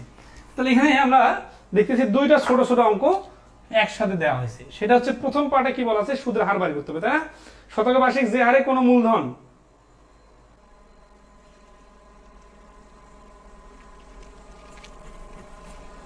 100 পয়সা চায় নাই, তো 100 পয়সা চায় নাই মানে সুদের হার বাড়ি করতে বলছে না, হার বাড়ি করতে বলছে মানে 100 পয়সা কত হবে? 100 টাকায় করতাম যদি টাকা দেওয়া থাকতো, টাকা দিয়ে দেওয়া নাই তাহলে পয়সা দেওয়া আছে, পয়সা মানে হচ্ছে 100 পয়সায়। আচ্ছা, 100 না তো এটা হার বাইর হবে না, হার বললে তো 100। 211 নম্বরে বলছে কি যে 6 বছরে মুনাফা মূলধনের দ্বিগুণ হয়, তাহলে 100 টাকা যদি রাখা হয় এটা দ্বিগুণ হয় মানে 200 টাকা। তাহলে বাড়লো কত? সুদ কত? সুদ হচ্ছে 100, 200 মাইনাস 100 সমান 100 টাকা। তাহলে হার কত? তাহলে হার হচ্ছে 6 বছরে যদি 100 টাকা সুদ হয়, 100 টাকা সুদ 6 বছরে 100 টাকা, তাহলে 1 বছরে কত? 1 বছর হচ্ছে 6 দ্বারা ভাগ, তার মানে 50/3। এটা হচ্ছে ইন্টারেস্টের রেট। মানে এই জিনিসগুলো তো আমরা ওই দ্বিগুণ 3 গুণের অঙ্কগুলোতে করছিলাম, তাই না? যে 100 টাকার 1 বছরের যে সুদ সেটাকেই বলা হচ্ছে সুদের হার, তার মানে এখানে ইন্টারেস্ট রেট হচ্ছে 50/3%। এখন আসি দ্বিতীয় পার্টটা। দ্বিতীয় পার্টটাতে আসি আমরা। এখানে দ্বিতীয় পার্টটাতে বলা আছে কি, সেই হারে কত টাকা 4 বছরের মুনাফা মূলধনে 2050 টাকা হবে, সেই হারে। সেই হারে মানে হচ্ছে কি, এই হারটা এখন আমাদের দ্বিতীয় অংশে ইউজ হবে, ঠিক আছে না? আচ্ছা, দ্বিতীয় অংশে ইউজ হয়ে কি হয়ে যাবে? দ্বিতীয় অংশ হয়ে যাবে যে 4 বছরের মুনাফা মূলধনে 2050, মানে সুদ আসল 2050 হবে। তাহলে এখানে আমাদের আসল লাগবে, তাই না? তাহলে ধরি আসল 100, তাহলে 1 বছরে সুদ আসল, সরি 4 বছরে, হ্যাঁ 4 বছরে বলছে না, 4 বছরে সুদ আসল 100 প্লাস এই 1 বছরের সুদের সঙ্গে 4 গুণ হবে। তাহলে 100 এখানে 4 গুণ করলে হচ্ছে 200/3, তাহলে 300 আর 200 500/3। এটা হচ্ছে সুদ আসল হয়ে গেল। 500/3 কি? 500/3 হচ্ছে সুদ আসল। তাহলে 500/3 হলে সুদ আসল 500/3 হলে আসল সমান সমান 100, আর 1 হলে আসল সমান সমান 100 গুণন উপরে 3 বাই নিচে 500। আর এখানে কি বলছে প্রশ্নে, বলছে সুদ আসল 2050 হলে, তাহলে 2050। তাহলে এই দুটো শূন্য কাটা, 5 দিয়ে এটাকে কাটলে 4 5 20, 5 10 50, 3 দিয়ে 410কে গুণ করলে 1230। তাহলে এই প্রশ্নের অ্যান্সার হচ্ছে 1230। অঙ্কটা কোনো জটিল নাই, আমি শর্টকাট টেকনিকে কয়েক সেকেন্ডে করে দিতে পারতাম, কিন্তু এখানে ঝামেলা হয়ে গেছে যে এইখানে পার্সেন্টেজটা দশমিক বা ভগ্নাংশ আসার কারণে মুখোমুখি হিসাবটা হচ্ছে না। যেমন ধরেন আছে আমরা 100 এর সাথে 5% যোগ করে 105% বলতে পারি, কিন্তু এখানে যখন এই 100 আর 200/3 যোগ করতেছি তখন তো আর মুখোমুখি বলা যাচ্ছে না। এই জন্য এই অঙ্কটা একটু লিখতে হবে। যদি মিলাই দেওয়া থাকতো যে 3% বা 5% বা 7% এরকম একটা ইন্টারেস্টের রেট আসতো, তখন আমরা ওই ধরেন আছে 3 গুণন 4 মনে করেন 12%, 112% এর মান 2050, 100% মান কত, এইভাবে দ্রুত করতাম। ভগ্নাংশ আসার কারণে একটু লিখে করতে হবে, ঠিক আছে? ওকে, তাহলে 211 নম্বর ক্লিয়ার। 212 নম্বরটা দেখেন। 212 নম্বরটা কি বলতেছে, এটা রিটেনে আসার মতো অঙ্ক এবং এটা বোর্ড বইয়ে ছিল, পুরাতন বইয়ে। একজন লোক 5% হার সুদে 500 টাকা ধার করেন এবং কিছুকাল পরে 3.5% হারে সুদে আরো 400 টাকা ধার করেন।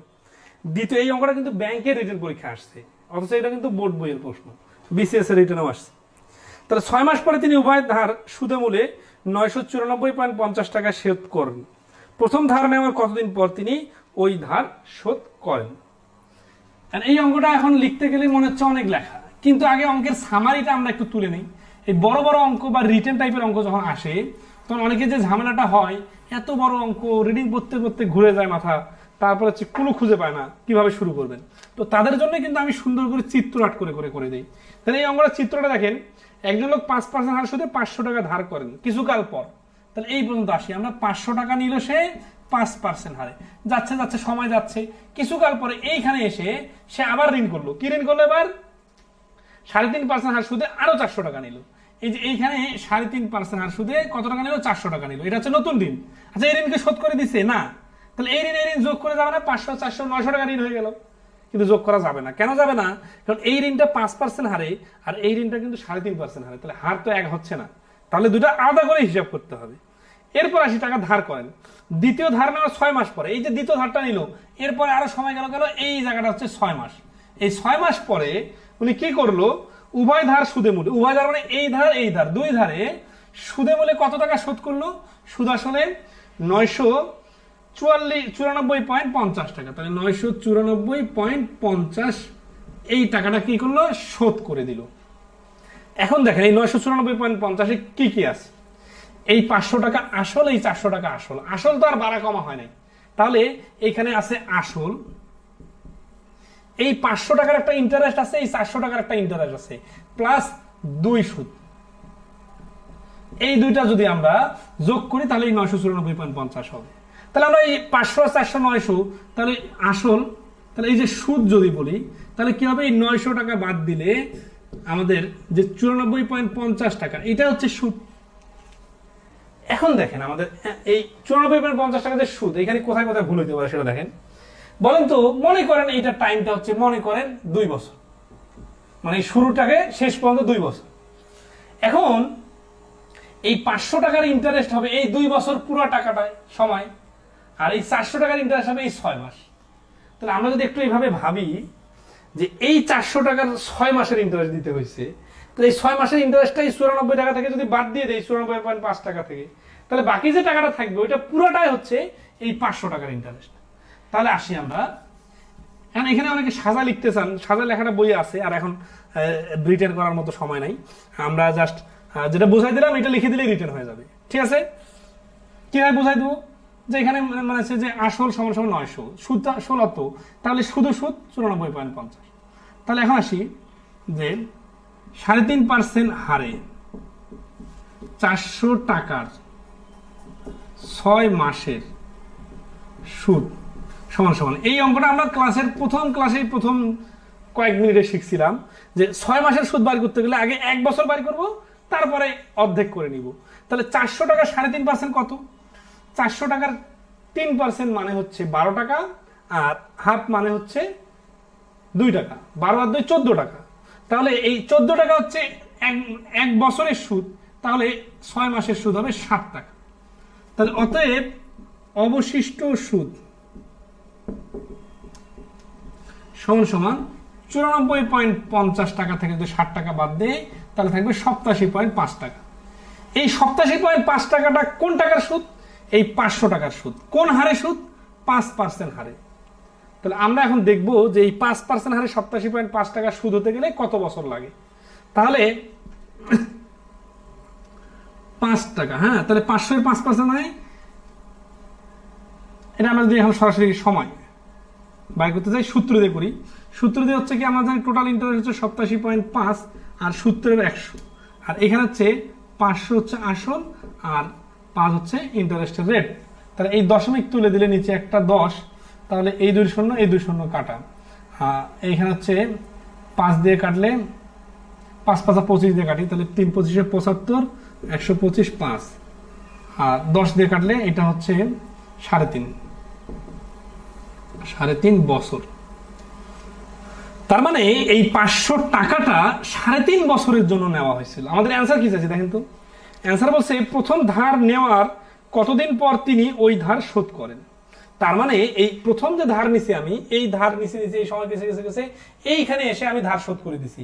যেহেতু এটা সময় টোটাল 3.5 বছর, তার মানে এই 3.5 বছরে হচ্ছে আমাদের টোটাল ঋণের সময়কাল। হ্যাঁ, অনেকে মনে করতে পারেন যে 3.5 বছর থেকে 6 মাস বাদ দিলে মনে হয় 3 বছর। এই 3 বছর আছে একটা নাম, কিন্তু এটা তো অ্যান্সার না, অ্যান্সার এটা চাই নাই। এই 3 বছরের নাম কি?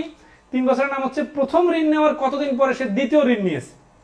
কিন্তু যেহেতু এই প্রশ্নে বলা আছে যে সে প্রথম ঋণ নেওয়ার কতদিন পরে শোধ করে দিছে, তাহলে এই 6 মাসটা সহ কাউন্ট হবে। তাহলে অ্যান্সার হচ্ছে 3.5 বছর। এটা একটা রিটেনের প্রশ্ন, আশা করি ক্লিয়ার সময়।